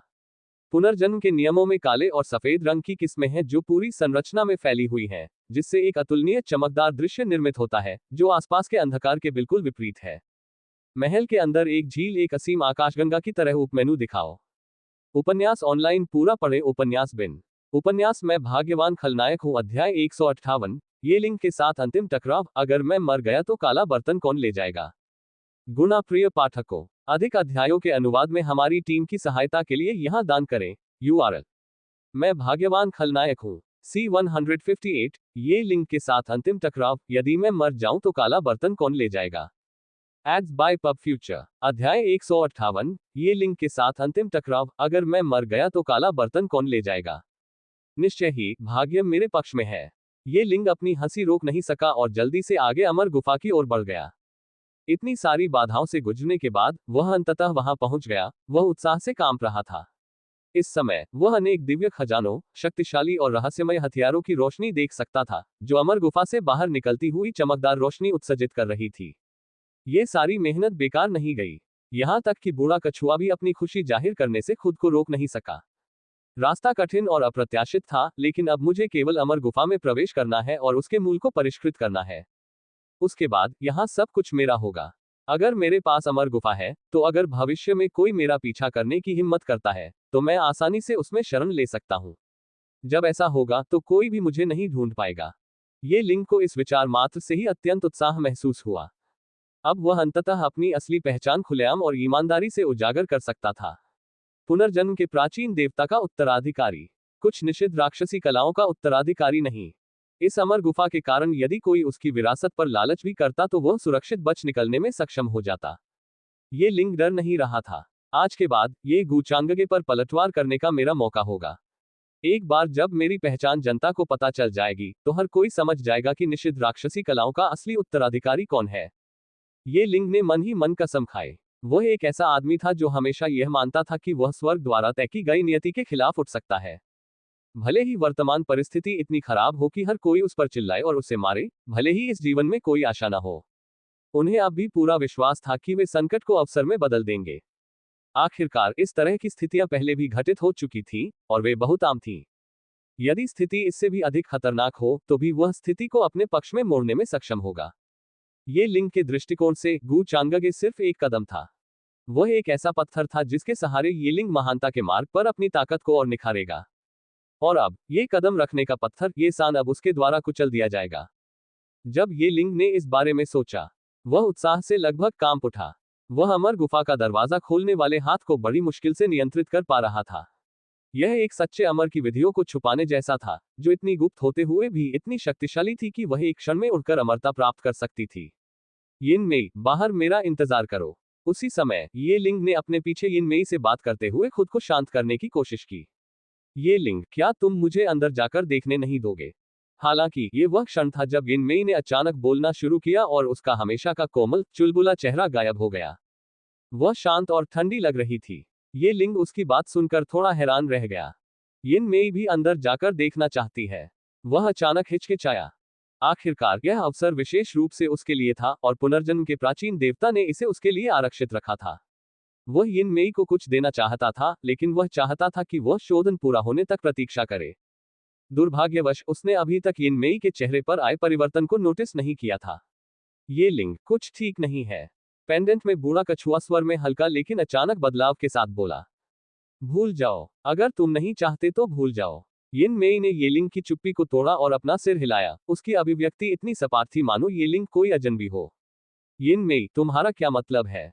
तभी येलिंग की आंखें इस अविश्वसनीय दृश्य को देखकर चौड़ी हो गईं। उसका सिर अचानक से भनभना उठा और वह शून्य हो गया। यिन मेई की आंखों में उसने एक हल्का सा उपहास देखा। यह उस यिन मेई से पूरी तरह भिन्न था जिससे वह परिचित था। ये लिंग के दिल में अचानक धड़कन हुई। वह मूर्ख नहीं था और वह आसानी से बता सकता था कि कुछ गलत है। तुम मेरे साथ यह अवसर भी साझा नहीं करना चाहते? ये लिंग, क्या मैं तुम्हारे लिए कुछ भी नहीं हूं? यिन मेई ने हल्के से पूछा। ये लिंग ने इस अजीब औरत को देखा। पब फ्यूचर द्वारा विज्ञापन। परिचित जैद सफेद चेहरा, एक जोड़ी घुमावदार काली भौहें, एक नुकीली नाक, दो नाजुक छोटे लाल होंठ, चमकते क्रिस्टल दांत और रेशम की तरह चिकने बाल। PRN, जो लोग सोच रहे हैं, उन्हें बता दे कि अब तक पता चला है कि उसके बाल काले और पूंछ सफेद है। कितनी सुंदर महिला है। वह अचानक बर्फ की तरह ठंडी कैसे हो गई? यिन मेई, कैसे? ये लिंग की आंखों में अफसोस और अविश्वास के भाव थे। उसे उम्मीद नहीं थी कि यिन मेई ही वास्तव में उसे धोखा देगी। लेकिन अब कड़वी सच्चाई सामने आने से उसकी असली मंशा उजागर हो गई। जैसा कि पता चला, यिन मेई भी अपने अवसरों पर निशाना साध रहा था। केवल अब वह उसके साथ सभी चेहरा फाड़ दिया। ये लिंग को अपने दिल में दर्द महसूस हुआ, वही दिल जिसने उसे यिन मेई पर भरोसा करने और उसकी देखभाल करने के लिए कहा था। हालांकि यह अपरिहार्य था। यिन मेई ने अपना मुखौटा उतार दिया था, संभवतः इसलिए क्योंकि उसे विश्वास था कि वह अमर गुफा और उसके भीतर के अन्य अवसरों को छीनने में सक्षम होगी। फिर चीलिंग। अचानक ये लिंग को कुछ याद आया। पहले उसे और ओल्ड टर्टल दोनों को संदेह था कि चीलिंग ने उसके ठिकाने के बारे में लीक कर दिया है। तुमने उसके साथ गलत किया, मैंने किया। यिन मेई का जवाब शांत और स्वाभाविक था। हा हा हा हा हा, तुम कमीने। मेरे खिलाफ इस तरह की साजिश रचने की तुम्हारी हिम्मत कैसे हुई? ये लिंग का चेहरा अचानक पीला पड़ गया और उसे अपने किए पर बहुत पछतावा होने लगा। इस समय उसके दिल में चीलिंग की ठंडी आंखें याद आ गईं। यिन मेई ने छाया से सब कुछ संचालित किया। फिर मेरे और भाई बाइली के बीच की खाए। और मेरा तुम्हें बचाने के लिए आना, सब कुछ तुम्हारी योजना का हिस्सा था, है ना? तुम्हारा दिल सड़ा हुआ होगा जो ऐसी योजना लेकर आया। ये लिंग ने यिन मेई को ठंडी निगाहों से देखा, उसकी पीठ पर थोड़ी ठंडक थी। इतनी अद्भुत रूप से खूबसूरत महिला, एक अद्भुत रूप से जहरीले दिल के साथ। वह क्रोधित था, उसके भीतर घृणा उबल रही थी। मैं अंधा था, मैंने उस पर भरोसा किया। नहीं, मैं जुनूनी था। लेकिन अंत में, मैं उसका फायदा नहीं उठा सका और उसके जाल में फंस गया। अगर तुम्हारी मूर्खता न होती तो मैं ऐसा नहीं कर पाता। तुमने उस पर पर्याप्त भरोसा नहीं किया। क्या तुम सचमुच इसके लिए मुझे दोषी ठहरा सकते हो? यिन मेई ने उपहासपूर्वक कहा। वह लंबे समय से ये लिंग का सामना करना चाहती थी। ऐसे अवसर पाना आसान नहीं था, खासकर भविष्य में। यह स्वाभाविक था कि वह इस अवसर को बर्बाद नहीं करेगी। ये लिंग उन लोगों में से था जो सोचते थे कि दूसरों को चोट पहुंचाना ठीक है, लेकिन इसका उल्टा नहीं। वह सोचता है कि दूसरों का उसके साथ अच्छा व्यवहार करना स्वाभाविक है। और अगर कोई उसके साथ अच्छा व्यवहार नहीं करता, तो वह बिना सोचे समझे उसके पूरे परिवार को मार डालता। ऐसे दोहरे मापदंड वाले व्यक्ति ने यिन मेई को बीमार कर दिया। यदि गू चांगगे का मिशन न होता, तो वह अब तक इसे सहन नहीं कर पाती। चुप हो जाओ, तुम कमीने। ये सब तुम्हारी वजह से है। ये लिंग गुस्से में था क्योंकि यिन मेई के शब्द उसके दिल को छू रहे थे। वह कभी किसी को ऐसी बातें कहने की इजाजत नहीं देगा। अगर वह न होती, तो मैं भाई बाइली से कैसे अलग हो पाती, मैं चीलिंग से कैसे अलग हो पाती। और तो क्या, ऐसी दुनिया में जहां ताकत बोलती है, क्या आपको लगता है कि आपकी छोटी छोटी साजिशों और चालों का परम पर कोई असर होगा? अगर तुम मुझसे लड़ भी जाओगी, तो तुम्हें क्या हासिल होगा?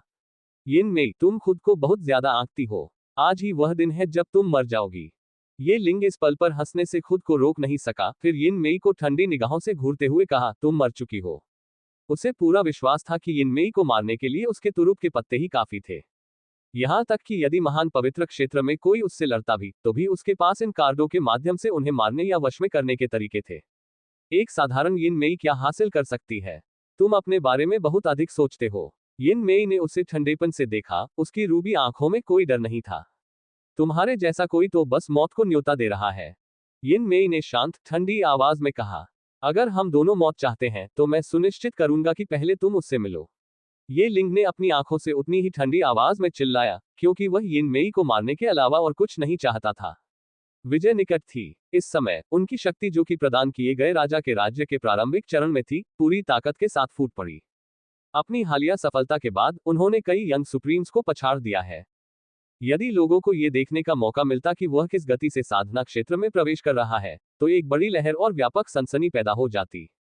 धमाका। उसके पीछे एक भव्य सुनहरी आकृति प्रकट हुई, जो एक युवा देवता की तरह थी, जिसका शरीर जल रहा था और बाल चमक रहे थे। ऐसा लग रहा था जैसे विशाल समुद्र उमड़ पड़ा हो और आकाश में बाढ़ आ गई हो, जब विशाल ताड़ का पेड़ यिन मेई की ओर बढ़ रहा था। ये लिंग का धर्म शरीर था। अब भी तुम्हें समझ नहीं आया? यिन मेई के चेहरे पर अभी भी वही शांत और उपहासपूर्ण भाव था, उसे ये लिंग के अचानक कदम की कोई परवाह नहीं थी। चूंकि उसने ये लिंग के सामने अपनी बात स्वीकार करने का साहस किया था, इसलिए स्वाभाविक रूप से उसमें आत्मविश्वास था। ठीक तभी, उनके सामने अंतरिक्ष का हर इंच खाली हो गया और एक भयानक दिव्य शक्ति आकाश से गिरी।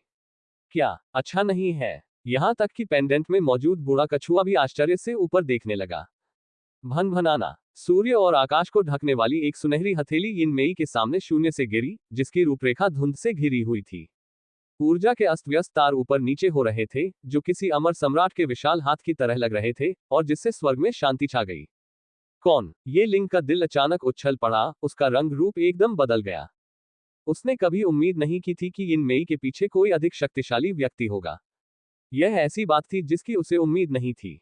धमाका। हथेली इतनी जोर से, इतनी भारी और इतनी भयावह रूप से गिरी कि ऐसा लगा जैसे शून्य ही उस पर टूटकर गिर पड़ा हो। पफ। इतना मजबूत। ये लिंग को यकीन ही नहीं हुआ क्योंकि अचानक उसके मुंह से खून की एक बड़ी बोतल बाहर आ गई। ऐसा लगा जैसे बिजली गिर गई हो। प्रहार का मात्र भार ही भव्य स्वर्णिम धर्म शरीर को चकनाचूर करने के लिए पर्याप्त था। मौत से बचने के लिए उसने जल्दी से एक प्राचीन तावीज का इस्तेमाल किया, जिससे उसके पूरे शरीर पर काले और सफेद प्रकाश की एक परत उभर आई। फिर वह तुरंत लेकिन अजीब तरह से इससे बचने के लिए एक तरफ लुढ़क गया। लेकिन उसका आधा शरीर अभी भी चोट झेल रहा था और उसका हाथ टूट गया। दर्द से उसका पूरा शरीर कांपने लगा और उसे खून की उल्टियां होने लगी।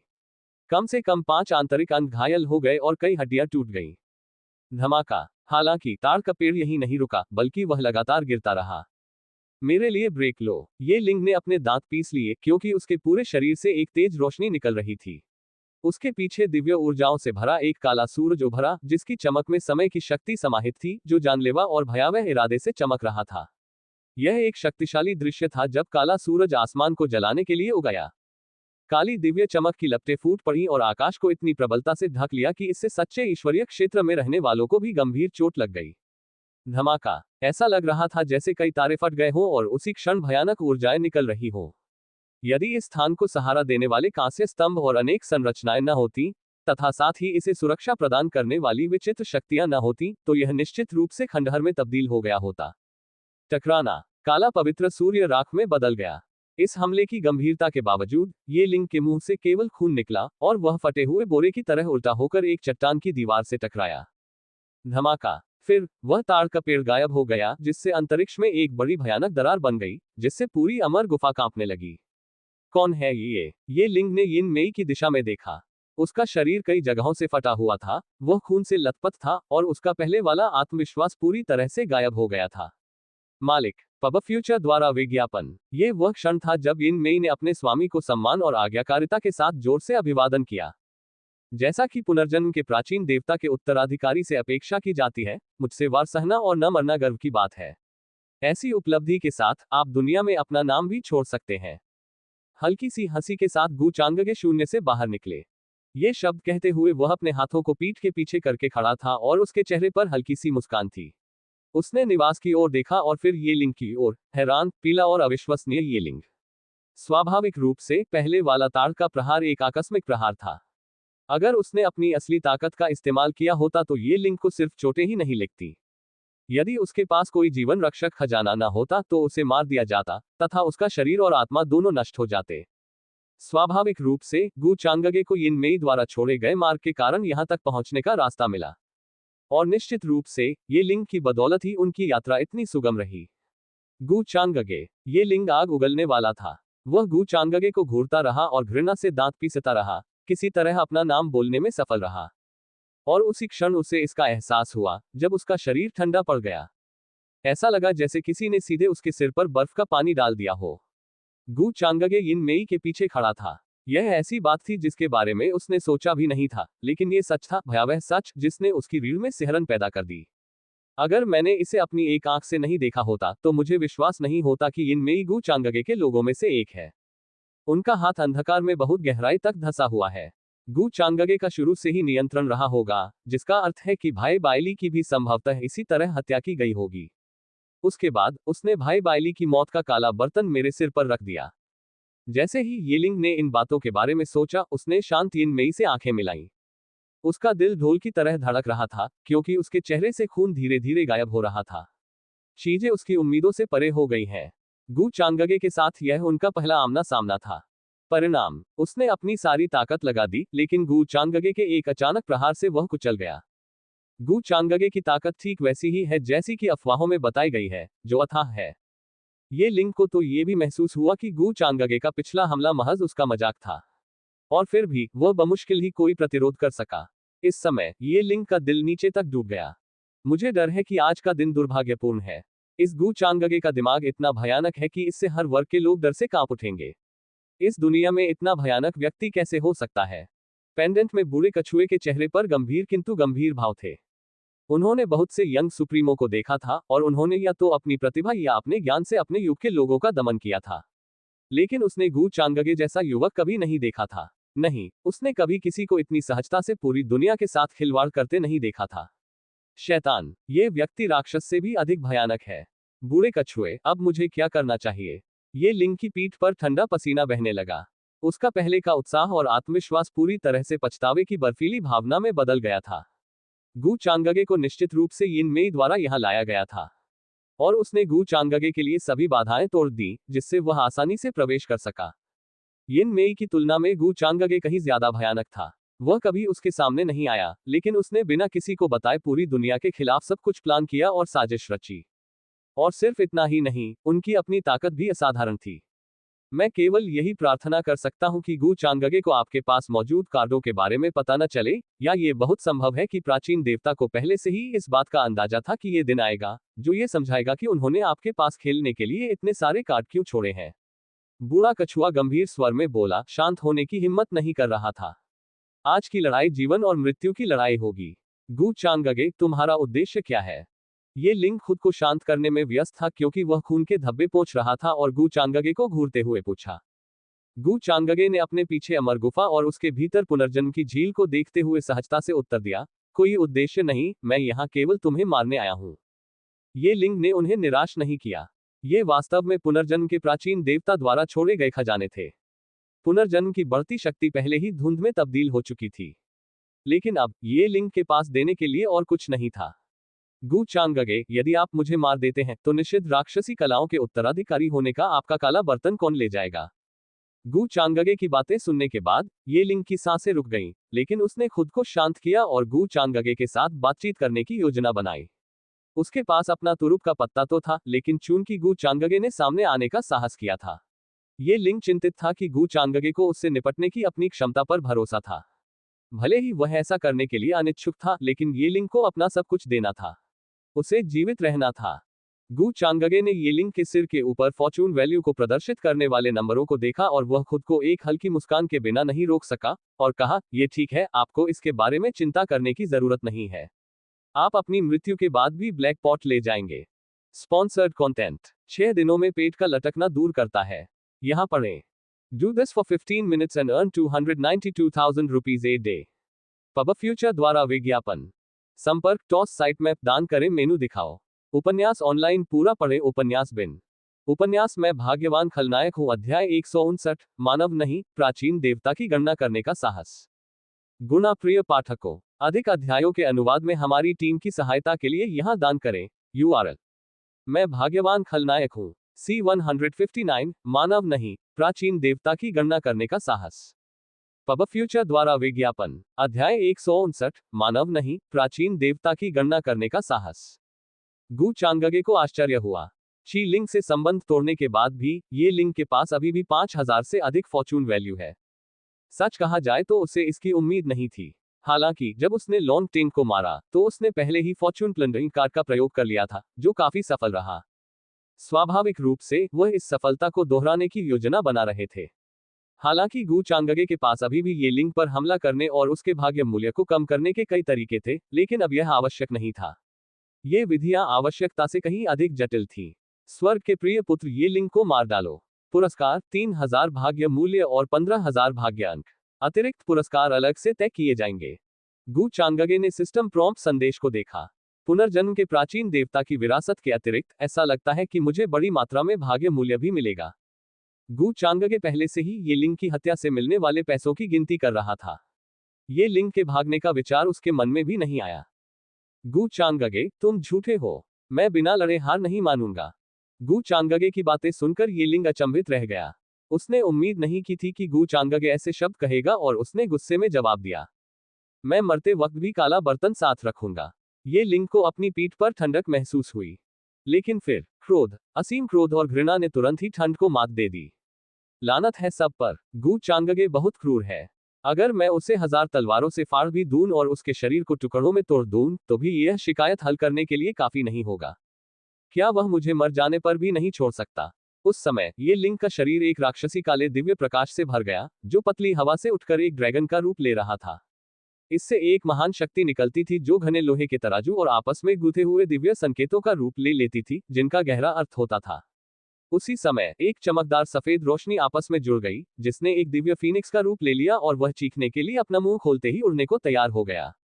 गर्जन। काला ड्रैगन भी अपना सिर ऊंचा करके खड़ा हो गया और उसने धरती हिला देने वाली दहाड़ लगाई, जिससे चारों दिशाएं हिल गईं। यह पुनर्जन्म का असली चेहरा था। काला और सफेद, जीवन और मृत्यु एक दूसरे के साथ बदलते रहते हैं। ये चक्र था और इसमें अपार शक्ति थी। यहाँ तक कि स्वर्गीय ईश्वरीय क्षेत्र में रहने वाले लोग भी इसका इतनी सहजता से सामना करने का साहस नहीं कर पाएंगे। तुम लोगों को ये लाइन इतनी पसंद क्यों है? मुझमें ऐसा क्या है जो मुझे झूठा बनाता है? गु चांगगे की अभिव्यक्ति अपरिवर्तित रही और वह उदासीनता से मुस्कुराया, लेकिन शायद आपको विश्वास दिलाने का एकमात्र तरीका आपको बलपूर्वक मनाना है। अपनी आस्तीनें लहराते हुए वह हवा में खड़ा हो गया। भन भनाना। उसने अपनी हथेली उठाए और नीचे की ओर दबाया। अचानक एक विशाल ताड़ के पेड़ ने आकाश को ढक लिया। कोहरे के बीच में लाखों लोगों के वजन के साथ रून उठ रहे थे और गिर रहे थे। स्वर्ग से आए ताड़ के पेड़ की तरह शून्य विकृत होने लगा, मानो किसी भी क्षण टूटने की धमकी दे रहा हो। ऐसी भयानक शक्ति ने ये लिंग के दिल की धड़कन बढ़ा दी। उसका रंग पूरी तरह बदल गया। यह तो बस रूनों की एक बेतुकी संख्या थी। इसके धारक को विभिन्न विधियों और तकनीकों की गहरी और गहन समझ की आवश्यकता होती थी, जिनमें स्वर्ग और पृथ्वी की महान शक्तियां भी शामिल थीं, जो पलक झपकते ही एकत्रित हो जाती थीं। लेकिन सबसे महत्वपूर्ण बात यह है कि दुनिया के सारे नियम इसमें अंतर्निहित प्रतीत होते हैं। पफ। पुनर्जन्म की शक्ति में चाहे कितनी भी शक्ति क्यों न हो, वह इन नियमों के कारण तुरंत ही नष्ट हो गई। दिव्य फीनिक्स और काले ड्रैगन ने अचानक चीख मारी क्योंकि वे तुरंत गु चांगगे की हथेली से कुचल गए थे। हम पहले कभी मिले ही नहीं, तो क्यों? ये लिंग का चेहरा पीला पड़ गया क्योंकि वह इस ताड़ के पेड़ की सीमा से बाहर निकलने की पूरी कोशिश कर रहा था। लेकिन उसे पता चला कि यह शून्य बहुत पहले ही रुक चुका था। ये कीचड़ के एक पोखर में डूबने जैसा था। उसकी पीठ पर ठंडक बढ़ गई। धमाका। ऐसे महत्वपूर्ण क्षण में ये लिंग ने एक रून को कुचल दिया क्योंकि पवित्र क्षेत्र की शक्ति अचानक प्रकट हुई। दुनिया के प्राकृतिक नियम और व्यवस्था एक एक विस्फोट के रूप में गु चांगगे में उलझ गए। 1. क्रमशः नियमों की शक्ति और आदेश की शक्ति। उबाव। पब फ्यूचर द्वारा विज्ञापन। इस समय गु चांगगे की मुस्कान फीकी पड़ने लगी और उसकी आंखें ठंडी हो गईं। भन भनाना। विशाल और भयानक राक्षसी ऊर्जा के साथ 8000 दानव पस उसकी हथेली में एक अतुलनीय दुष्ट राक्षस की तरह प्रकट हुए, जो अभी अभी नरक के द्वार तोड़कर अंदर आया था। इससे खुशी का एहसास हुआ, यहां तक कि उत्साह का भी। गु चांगगे ने उदासीनता से ये लिंग को देखा। वूश। उसके फरसे के एक झटके से एक भयावह राक्षसी प्रकाश उभरा जो कानून की काली जंजीरों में उलझा हुआ था। ये है। पेंडेंट में मौजूद बूढ़ा कछुआ भयभीत हो गया और थोड़ा कांपने लगा। वह जानता था कि यह बेजोड़ हथियार क्या है। उन्होंने यह उम्मीद नहीं की थी कि यह गु चांगगे के हाथों में पड़ जाएगा। पफ। एक पल में ये लिंग के सामने का शून्य फट गया। उसने एक दयनीय चीख निकाली क्योंकि उसने जो रून इस्तेमाल किया था वह पूरी तरह से नष्ट हो गया था। इस हथियार से निकली भयानक क्यूई ने उसकी हड्डियों को कुचल दिया और वे खूनी राख में तब्दील हो गई। ये शक्ति पवित्र क्षेत्र में एक साधारण प्राणी की शक्ति से कहीं अधिक है। बूढ़े कछुए की आवाज कांप उठी। ये लिंग, इसका इस्तेमाल करो। अगर तुमने संकोच किया तो तुम आज यही मर जाओगे। ये लिंग ने कभी बूढ़े कछुए को इतना डरे हुए नहीं सुना था। गु चांगगे को इस बात पर आश्चर्य नहीं हुआ कि ये लिंग को मारने के लिए परशु पर्याप्त नहीं था। स्वर्ग के एक अनुग्रहित पुत्र के लिए उसके पास इतने सारे जीवन रक्षक खजाने होना स्वाभाविक था। हालांकि आज ये लिंग अपनी मौत से बच नहीं पाएगा। गु चांगगे पागलों की तरह हंसने लगे। चलो देखते हैं तुम कितना सहन कर सकते हो। गु चांगगे की आंखों के सामने शैतानी ऊर्जा फैल गई। उसकी शक्ति एक महान राक्षसी सूर्य की तरह बढ़ी और तारे कांपने लगे। वह फिर से नीचे झुका क्योंकि उसके सामने का स्थान कागज की तरह आसानी से फट गया था। कैसे? ये लिंग हताश महसूस कर रहा था। वह घबरा गया, अपने ही खून से लथपथ। उसका पूरा शरीर परशु के प्रकाश में समा गया तथा सप्तरंगी दिव्य कवच एक क्षण में टुकड़े टुकड़े हो गया। वह कवच पवित्र क्षेत्र के अधिकांश प्राणियों के प्रहारों का सामना कर सकता था। दूसरे शब्दों में, गु चांगगे ने जो प्रहार किया था वह महान पवित्र क्षेत्र के स्तर का था। जब उसने इस बारे में सोचा तो ये लिंग की आत्मा लगभग उसके शरीर को छोड़ चुकी थी क्योंकि प्रतिरोध का विचार ही निरर्थक लग रहा था। गु चांगगे भी युवा पीढ़ी का हिस्सा थे और फिर भी उनके पास अथाह शक्ति थी। क्या ये निषिद्ध राक्षसी कलाओं का वास्तविक आतंक हो सकता है? यह अत्यंत अविश्वसनीय है और अत्यंत भयावह भी। ये लिंग का चेहरा पीला पड़ गया, उसे विश्वास ही नहीं हो रहा था कि वह क्या देख रहा है। लेकिन उसने बूढ़े कछुए की बातें सुनी। ये लिंग मरना नहीं चाहता था। मालिक, मुझे बचाओ। उसने दहाड़कर एक प्राचीन स्वर्णिम रून को जगाने की पूरी कोशिश की, यहां तक कि उसने रक्तसार को जलाने की भी कोशिश की। उसकी चेतना के सागर के पास उसकी आत्मा से एक चमकदार प्रकाश निकलता हुआ दिखाई दे रहा था। यह सबसे शक्तिशाली जीवन रक्षक विधि थी जो पुनर्जन्म के प्राचीन देवता ने उसके लिए छोड़ी थी। लेकिन इस समय ये लिंग को इससे कोई परवाह नहीं थी। यदि वह इसका प्रयोग नहीं करता तो गु चांगगे के हाथों उसकी मृत्यु निश्चित हो जाएगी।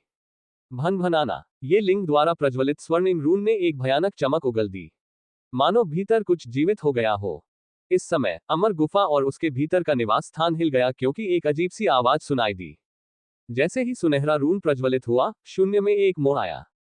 एक भयानक काला दिव्य प्रकाश फैल गया, मानो काला सूर्य उदय होने लगा हो। एक लंबी धुंधली आकृति दिखाई दी, मानो युगों से चल रही हो। उसकी आंखें डरावनी थी, काले सूरज और सफेद चांद के समान आकार ले रही थी, मानो कोई प्राचीन प्राणी उतर आया हो। पुनर्जन्म के प्राचीन देवता प्रकट हुए। यद्यपि वह एकमात्र प्रेत था जिसे नहीं पता था कि कितने वर्ष बीत गए, फिर भी उसकी आंखों में अथाह गहराई थी। उसकी सांस इतनी तेजी से ऊपर नीचे हो रही थी कि शून्य इतना धुंधला हो गया कि ऐसा लगने लगा कि वह ढहने वाला है। एक भयानक दबाव छा गया। पब फ्यूचर द्वारा विज्ञापन। गु चांगगे का अनुमान है कि पुनर्जन्म का प्राचीन देवता एक प्राचीन अस्तित्व था जो पूरी तरह से अलग स्तर पर था। कैसा अद्भुत है। यद्यपि यह एकमात्र प्रेत था, फिर भी यह इतना अत्याचारी था कि महान पवित्र क्षेत्र में रहने वालों को भी अपने में समाहित कर सकता था। मालिक, मुझे बचाओ। जैसे ही उसने इस लंबे कद वाले व्यक्ति को देखा, ये लिंग मुस्कुराए बिना नहीं रह सका और उत्साह से चिल्लाया। आशा पुनः स्थापित हो गई थी। मेरे नाथ। पेंडेंट में बैठा बूढ़ा कछुआ भी उत्साह से चिल्लाया। पुनर्जन्म के प्राचीन देवता। यिन मेई की अभिव्यक्ति थोड़ी बदल गई, उसने थोड़ी चिंता के साथ गु चांगगे की ओर देखा। आखिरकार यह एक ऐसा प्राणी था जो अमर काल से अस्तित्व में था। उसका नाम इतिहास का हिस्सा था। ये भी कहा गया कि जो पुनर्जन्म को नियंत्रित करता है, जो इसे समझता है, वह अमर हो जाएगा। हालांकि गु चांगगे के चेहरे पर जरा भी बदलाव नहीं आया, जिससे उसे राहत की सांस लेनी पड़ी। मूर्ख। पुनर्जन्म के प्राचीन देवता घृणा से सूंघने लगे। ये लिंग वह अपार निराशा देखने वाला पहला व्यक्ति था जो उस आकृति के प्रकट होते ही महसूस कर रहा था। भले ही यह उसकी पूर्व स्थिति की छाया मात्र थी, फिर भी उसने वर्तमान स्थिति को तुरंत समझ लिया। पुनर्जन्म के प्राचीन देवता के वर्तमान उत्तराधिकारी ने उसी पीढ़ी के एक युवक के विरुद्ध इस अंतिम उपाय का प्रयोग किया था। सच कहूं तो वह बहुत निराश था। छोटे कछुए, तुमने मुझे बहुत निराश किया। उसने पेंडेंट में पुराने कछुए को देखा और दूसरी तरफ गु चांगगे पर ध्यान दिए बिना बोला। वह अपने पूर्व स्वरूप की छाया मात्र था, और यद्यपि वह वास्तविक शरीर नहीं था, फिर भी एक जूनियर को मारना अपमानजनक था। महाराज, बूढ़े कछुए ने अपराध बोध से उत्तर दिया, क्योंकि वह जानता था कि वह इतना निराश क्यों था। हालांकि यह एक जटिल मामला था, और गु चांगगे की ताकत वह नहीं थी जो दिख रही थी। सबसे महत्वपूर्ण बात यह थी कि प्राचीन देवता को अभी तक अपने सामने मौजूद गु चांगगे की असली पहचान का पता नहीं चला था। मास्टर, ये लिंग के दांत किटकिटा रहे थे। हालांकि वह आश्वस्त था। चाहे गु चांगगे कितना भी शक्तिशाली क्यों न हो, क्या वह अमरकाल के महान व्यक्तियों के खिलाफ लड़ सकता है? यहां तक कि उसे भी नहीं पता था कि पुनर्जन्म के प्राचीन देवता ने उस सुनहरे रन में ऐसा प्रेत छोड़ा था। यदि उसे पता होता तो उसे कभी इतना अपमानित नहीं होना पड़ता। लेकिन अब स्थिति बदल गई है। गु चांगगे की निराशा का स्वाद चखने की बारी है। हालांकि ये लिंग को इस पर विश्वास नहीं हो रहा था। गु चांगगे ने पलक भी नहीं झपकाई। क्या उसे परवाह नहीं है?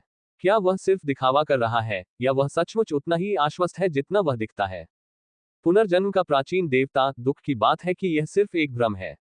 इस समय गु चांगगे ने बात की और अपने सामने प्रेत का निरीक्षण थोड़ा अफसोस के साथ किया। जूनियर, तुमने मेरी परीक्षा लेने की हिम्मत की। जब उसने ये सुना, तो पुनर्जन्म के प्राचीन देवता की गहरी गहरी आंखें उदासीन हो गईं और उसने गु चांगगे को घूरना शुरू कर दिया। उसकी राजसी और भयानक सांस ने अपने बंधनों को तोड़कर सभी जीवित प्राणियों को कुचलने की धमकी दी। बाहरी दुनिया में शायद ही कोई ऐसा व्यक्ति था जो किसी भी प्रकार का सार्थक प्रतिरोध करने में सक्षम हो, और इस क्षेत्र में वे पुनर्तः स्वामी थे। और फिर भी गु चांगगे का रवैया उदासीन बना रहा। उसने मुस्कुराते हुए जवाब दिया, आपका परीक्षण? नहीं, मुझे डर है कि आप खुद को ज्यादा आंक रहे हैं। यह स्वाभाविक ही था कि उन्होंने पहले से ही हर संभावना पर विचार कर लिया था।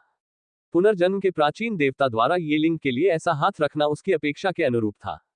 गु चांगगे को कोई जल्दी नहीं थी। आखिरकार सब कुछ नियंत्रण में था। जूनियर, पुनर्जन्म के प्राचीन देवता ने उदास चेहरा दिखाया। इससे पहले कभी भी उसे नीची नजर से नहीं देखा गया था। इसके अलावा वह व्यक्ति एक जूनियर था। हालांकि वह एक अलग थलग प्रेत से ज्यादा कुछ नहीं था, लेकिन उसमें भी भावनाएं थी। जैसे ही उसने गु चांगगे को नष्ट करने के लिए अपना हाथ उठाया, उसने गु चांगगे के हाथ में 8 उजाड़ दानव परशु देखा। उसकी पुतलियां अचानक सिकुड़ गईं। जो जितना अधिक शक्तिशाली होता गया, उन्हें इस अशुभ वस्तु के बारे में उतना ही अधिक पता चला। ऐसी उत्पत्ति बहुत चौंकाने वाली थी। अब तक उसे इस बात का ध्यान नहीं था, लेकिन वह कुछ नहीं कर सका। भन भनाना। पब फ्यूचर द्वारा विज्ञापन। उस क्षण उसके सामने का शून्य धुंधला हो गया क्योंकि वह स्थान नियमों की शक्ति से भरने लगा। पुनर्जन्म के प्राचीन देवता इस बात से अचंभित और आश्चर्यचकित रह गए कि इस समय वे कैद में थे। आप तो बहुत आशावादी हैं, है ना? गु चांगगे ने फीकी मुस्कान के साथ पूछा और गायब हो गया। अगले ही पल उसकी आकृति ये लिंग के सामने पुनः प्रकट हुई। 8 उजाड़ दानव पस गिर गए। इसकी अद्वितीय धार और बढ़ती राक्षसी ऊर्जा शून्य के हर इंच को डुबाने के लिए पर्याप्त थी। क्या ये लिंग का राहत भरा चेहरा अचानक पीला पड़ गया और उसकी आंखें चौड़ी हो गईं। वह डर गया। इस समय उसकी आत्मा लगभग जम चुकी थी। ये लिंग चिल्लाया, उसका चेहरा गंभीर और हताश था। मास्टर, कृपया मुझे बचा लो। मैं मरना नहीं चाहता। मैं तैयार नहीं हूं, मुझे अभी भी बहुत कुछ करना है। लेकिन गु चांगगे ने उसे प्रतिक्रिया करने का मौका भी नहीं दिया। अगले ही क्षण 8 उजाड़ दानव पस गिर पड़े, जिससे शून्य टूट गया। एक हंसी के साथ निराश और अनिच्छुक ये लिंग खून की धुंध में तब्दील हो गया। शरीर और आत्मा नष्ट हो गए। आपका उत्तराधिकारी कमजोर है। गु चांगगे ने पुनर्जन्म के प्राचीन देवता की ओर हल्की मुस्कान के साथ देखा। तुम्हारी हिम्मत है, जूनियर। तुम मौत को दावत दे रहे हो। पुनर्जन्म के प्राचीन देवता ने अंततः प्रतिक्रिया व्यक्त की और वह क्रोधित हो गए। अपने उत्तराधिकारी को उसके सामने ही मार डालना, ऐसा साहस अद्वितीय था। ये जूनियर मौत को दावत दे रहा है। भले ही वह ऐसे अशुभ हथियार का स्वामी हो, फिर भी ऐसी बात अस्वीकार्य है। नीले आकाश के समान विशाल और क्रूर की उस समय गिरा जब उसने गु चांगगे पर जानलेवा हमले के लिए आक्रमण किया। कृपया चिंता न करें, प्राचीन देवता। मैं सुनिश्चित करूंगा कि आप अपने प्रिय उत्तराधिकारी के साथ जाएं। गु चांगगे अभी भी हल्के से मुस्कुराए। उसकी आस्तीन के अंदर से हथेली के आकार की एक काली बोतल निकली। भनभनाना। उसी समय उसने मन ही मन कुछ सोचा। शून्य में 1 लाख का काला रून अचानक टिमटिमाया, जैसे कि उसे गर्म लोहे से दाग दिया गया हो, जिसने उस शून्य को मजबूती से सील कर दिया जहां पुनर्जन्म का प्राचीन देवता स्थित था। इन काले रूनों में एक अजीब शक्ति थी, बेड़ियां जो शून्य के हर इंच में व्याप्त थी। धीरे धीरे काली धुंध छाने लगी। अमर भक्षण राक्षसी कलाएं। तुम हो। उस समय पुनर्जन्म के प्राचीन देवता को ऐसा लग रहा था जैसे उन्हें चोट लगी हो। उसे यकीन ही नहीं हुआ, खासकर तब जब उसने गु चांगगे की आस्तीन से काली बोतल निकलती देखी। अब वह गु चांगगे को नीची नजर से देखने की हिम्मत नहीं कर सका। वह अमर भक्षण करने वाली राक्षसी कलाओं का उत्तराधिकारी है। क्या यह आदमी अभी भी इंसान है? इसने अपनी योजना में प्राचीन देवता के प्रेत को भी शामिल कर लिया। कितना भयानक है। पेंडेंट में मौजूद बूढ़ा कछुआ मरा नहीं था। यह दृश्य देखकर वह बेकाबू होकर कांपने लगा। भनभनाना। जल्द ही आगे के शून्य में घने काले निशान फैल गए। काली धुंध उठी और चारों ओर काली छाया छा गई। गु चांगगे ने काली दाव बोतल पकड़ी हुई थी, जबकि उसका शरीर उसमें समा गया था। अजीब भावनाएं सामने आईं। क्रोध, पछतावा और अविश्वास। बूढ़े कछुए का दिल कांप उठा। पुनर्जन्म के प्राचीन देवता, उनके एक समय के अजेय गुरु। यहां तक कि एक प्रेत का छोटा सा कण भी इतना शक्तिशाली और भयानक था कि वह एक विचार से ही पूरी आकाशगंगा को नष्ट कर सकता था। और फिर भी ऐसा भयावह प्राणी जो स्वर्ग और पृथ्वी से परे था, युवा पीढ़ी के एक सदस्य द्वारा खिलवाड़ किया जा रहा था, जबकि वह हताशा से चीख रहा था। इतना चौंकाने वाला और इतना भयानक। अगर यह मामला फैल गया तो विनाशकारी लहरें पैदा होंगी। और जल्द ही उतार चढ़ाव गायब हो गए क्योंकि चौक पर छाया काला कोहरा और बर्फ भी गायब हो गया। बड़ा दाव रून गायब हो गया। गु चांगगे शांति से बाहर चला गया। उसकी आस्तीन के नीचे से ब्लैक डाव बोतल एक चमक के साथ गायब हो गई। असामान्यता का कोई संकेत नहीं दिखा। जहां तक पुनर्जन्म के प्राचीन देवता के प्रेत का प्रश्न है, वह भी गायब हो गया। प्रायोजित सामग्री। अगर आज आपके पास 20,000 रुपए हैं तो कल आपके पास 2,90,000 रुपए होंगे। कोलकाता की 19 वर्षीय युवती ने बताया कि वह प्रतिदिन 2,90,000 रुपए कैसे कमाती है। पब फ्यूचर द्वारा विज्ञापन। संपर्क टॉस साइट मैप दान करें मेनू दिखाओ। उपन्यास ऑनलाइन पूरा पढ़े उपन्यास बिन। उपन्यास मैं भाग्यवान खलनायक हूँ अध्याय 160 दूसरों से अपने लिए संबंध बनाना, मुझे कितनी बड़ी फसल मिली है। गुणा प्रिय पाठकों, अधिक अध्यायों के अनुवाद में हमारी टीम की सहायता के लिए यहां दान करें। URL। मैं भाग्यवान खलनायक हूँ C160 दूसरों द्वारा आपके लिए संबंध बनाना, मुझे कितनी बड़ी फसल मिली है। Bitcoin bank. अब 15 मिनट तक करें ये काम और प्रतिदिन कमाए 2,92,000 रुपए। 594 गुणा। पब फ्यूचर द्वारा विज्ञापन। अध्याय 160 दूसरों से अपने लिए संबंध बनवाना, मुझे कितनी बड़ी फसल मिली है। टकराना। 8 उजाड़ दानव परशु धूल के साथ शून्य में से गुजरे और उसके पीछे पीछे चले गए। जब धूल छट गई और आसपास का वातावरण साफ हो गया, गु चांगगे ने आगे बढ़कर पास के शून्य में चमकते हुए प्रचुर मात्रा में दावरून्स को एकत्रित किया। उसके वस्त्र बिल्कुल नए जैसे लग रहे थे, मानो वह अभी अभी स्वर्ग हिला देने वाली लड़ाई से होकर नहीं गुजरा हो। प्राचीन देवता का प्रेत केवल इतना ही मूल्यवान था। गु चांगगे ने अपना सिर हिलाया और अपने सामने चमकते चांदी के निवास की ओर देखा, जो अंतहीन प्रकाश बिखेर रहा था। 3 सफेद जेड स्तंभों पर टिका एक अद्वितीय महल। ये सारे खजाने अब मेरे हैं। उसके चेहरे पर एक हल्की मुस्कान उभरी। आखिरकार सब कुछ योजना के अनुसार ही हुआ। भनभनाना। गु चांगगे ने तब निर्दयतापूर्वक 8 उजाड़ शैतान हेल्बर्ट को सिस्टम के भंडारण स्थान में वापस संग्रहित कर दिया, उसकी शिकायत और अनिच्छा के बारे में जरा भी परवाह नहीं की। इसे उजागर करने का समय आएगा, लेकिन आज नहीं। डिंग। फॉर्चून प्लंडरिंग कार्ड लूटने में सफल रहा। मेजबान ने 5000 फॉर्चून वैल्यू और 25000 डेस्टिनी पॉइंट प्राप्त किए हैं। डिंग। स्वर्ग के प्रिय पुत्र येलिंग को मार डालो, कार्य पूरा हो गया है। 3000 फॉर्चून वैल्यू और 15000 डेस्टिनी पॉइंट का इनाम। डिंग। होस्ट ने स्वर्ग के पसंदीदा बेटे के लिए किल ड्रॉप नियम को सक्रिय कर दिया है। स्वर्गीय दाव ट्रेजर चेस्ट 1 का बोनस इनाम दिया गया है। पुरस्कारों को अंतिम रूप दिया जा रहा है। उसी समय उसके दिमाग में सिस्टम प्रॉम्प्ट का एक विस्फोट हुआ। 40,000 डेस्टिनी पॉइंट्स और 8000 फॉर्चून वैल्यू पॉइंट्स। ये लिंग निश्चित रूप से जानता है कि मुझे कैसे प्रभावित करना है। गु चांगगे ने संतुष्ट भाव दिखाया। उसने भाग्य लूटने वाले कार्ड का उपयोग उस समय किया था जब उसने पुनर्जन्म के प्राचीन देवता के प्रेत को अपनी शून्य प्रतिभा से दबा दिया था, और ये लिंग की हताशा के कारण कार्ड के प्रभाव सफलतापूर्वक सक्रिय हो गए थे। एक ही पल में उसने 5000 फॉर्चून वैल्यू प्राप्त कर ली। इस प्रकार इसने ये लिंक के फॉर्चून वैल्यू को साफ करने के लिए किल ड्रॉप नियम को भी सक्रिय कर दिया। इस प्रकार बोनस इनाम गिरा दिया गया। ये लिंक से संबंधित एक स्वर्गीय दाव खजाना छाती खुला। गु चांगगे ने तुरंत आश्चर्यों से भरा ये बक्सा खोला।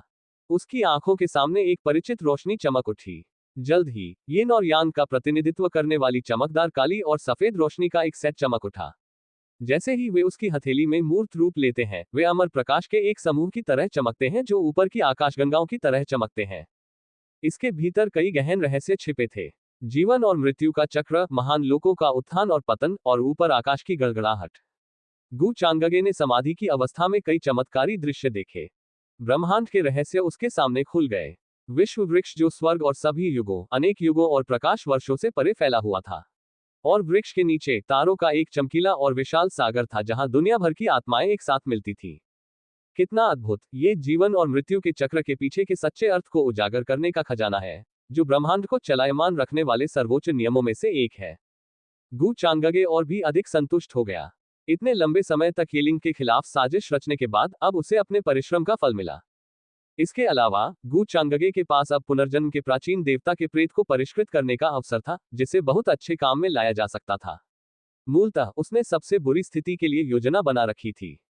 चूंकि भाग्य एक ऐसी भ्रामक और अस्थिर चीज है, यहां तक कि ऐसी स्थिति में भी जहां कोई आसानी से 10,000 गुना अधिक मर सकता था, ये लिंग फिर भी अपने अविश्वसनीय रूप से उच्च भाग्य मूल्य को बनाए रखने में कामयाब रहा।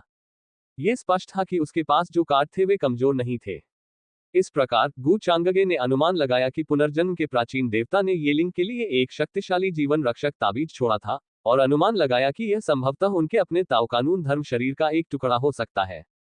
पब फ्यूचर द्वारा विज्ञापन। दुर्भाग्यवश अंततः यह महज एक दिखावा ही निकला। गु चांगगे को थोड़ा अफसोस हुआ। अपनी पूर्व व्यवस्थाओं और गणनाओं के अनुसार वह ऐसे प्रतिद्वंद्वी से मुकाबला करने के लिए तैयार था। हालांकि उसे एकमात्र भूत का सामना करना पड़ा, जो उसकी अपेक्षा का बमुश्किल 1% था। दूसरे शब्दों में, उन्होंने ये लिंक के दयनीय ट्रम्प कार्ड का अत्यधिक आकलन कर लिया था। गु चांगगे को लगा कि इस बार उसने कुछ ज्यादा ही आगे की सोच ली है। यह स्पष्टतः एक अचूक योजना थी, लेकिन क्योंकि वह रास्ते में होने वाली किसी भी संभावित दुर्घटना के बारे में बहुत चिंतित था, इसलिए उसने व्यर्थ की तैयारियों और प्रत्युपायों पर अपना समय बर्बाद कर दिया। उनका मानना था कि येलिंग लेवल 10 का बॉस था, लेकिन बाद में पता चला कि वह केवल लेवल 1 का था। यह भी ध्यान दिया जाना चाहिए कि ब्लैक डाउ ट्रेजर बोतल, जिसका गु चांगगे ने पहले इस्तेमाल किया था, वह संघनित रूनों से निर्मित महज एक निर्माण नहीं था।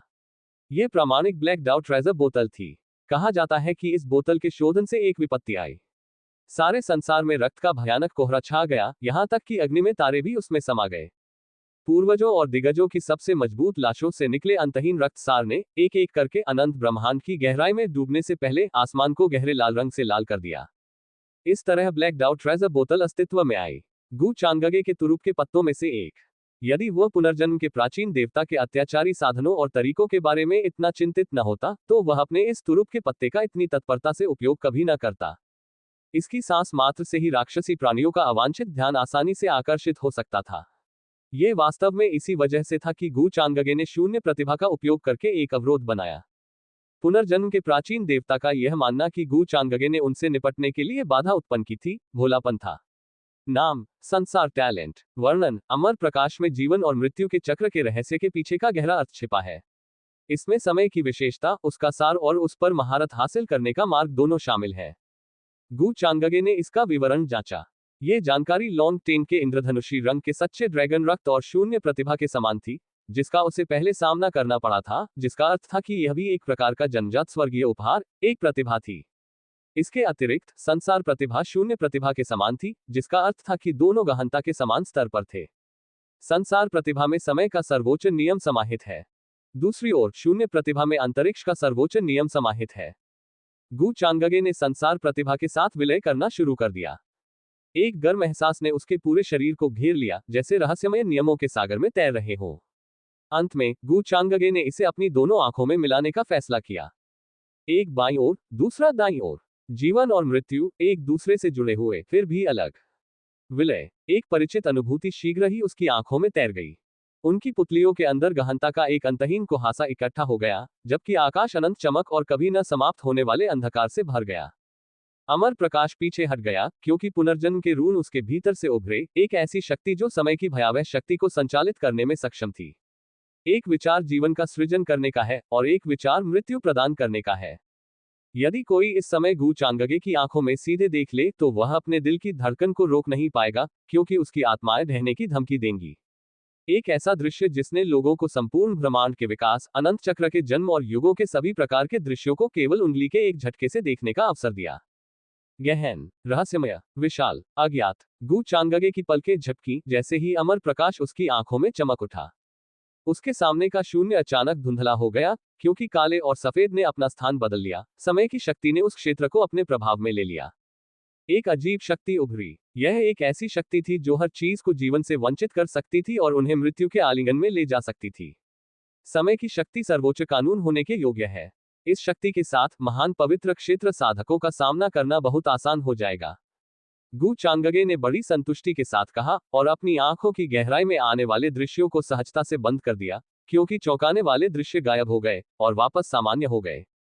यहां तक कि यिन मेई, जो ज्यादा दूर नहीं थी, उसने भी अभी गु चांगगे की असामान्यता पर ध्यान नहीं दिया। क्या उसने अभी, बूढ़े कछुए की आत्मा अभी भी पेंडेंट के भीतर थी, जो सब कुछ देख रही थी, और ऐसा करते समय वह कांपने से खुद को नहीं रोक सका। उसने गु चांगगे की शक्ति को देखा। काले और सफेद रंग पुनर्जन्म के प्राचीन देवता की क्षमताओं का संकेत देते थे।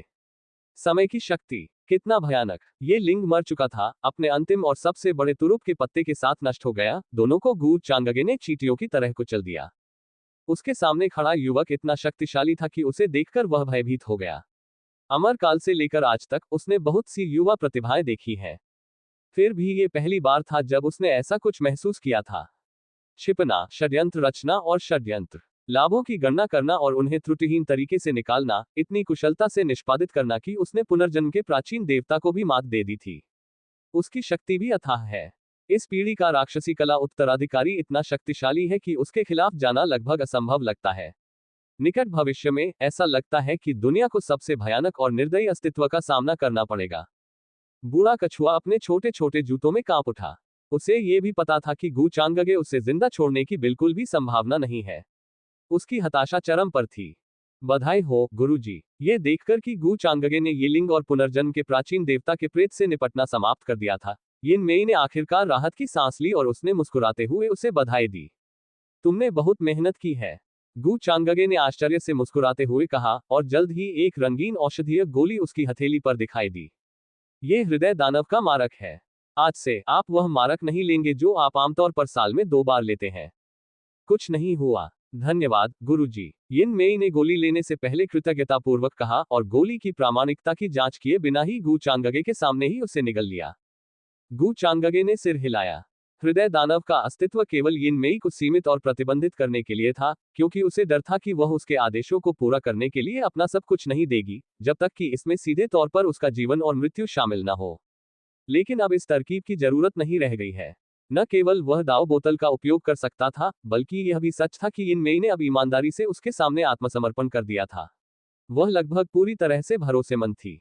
इसलिए गु चांगगे ने महसूस किया कि उसे उसके लिए इस हृदय दानव के मुद्दे को हल करना चाहिए, जो एक तरह का इनाम है।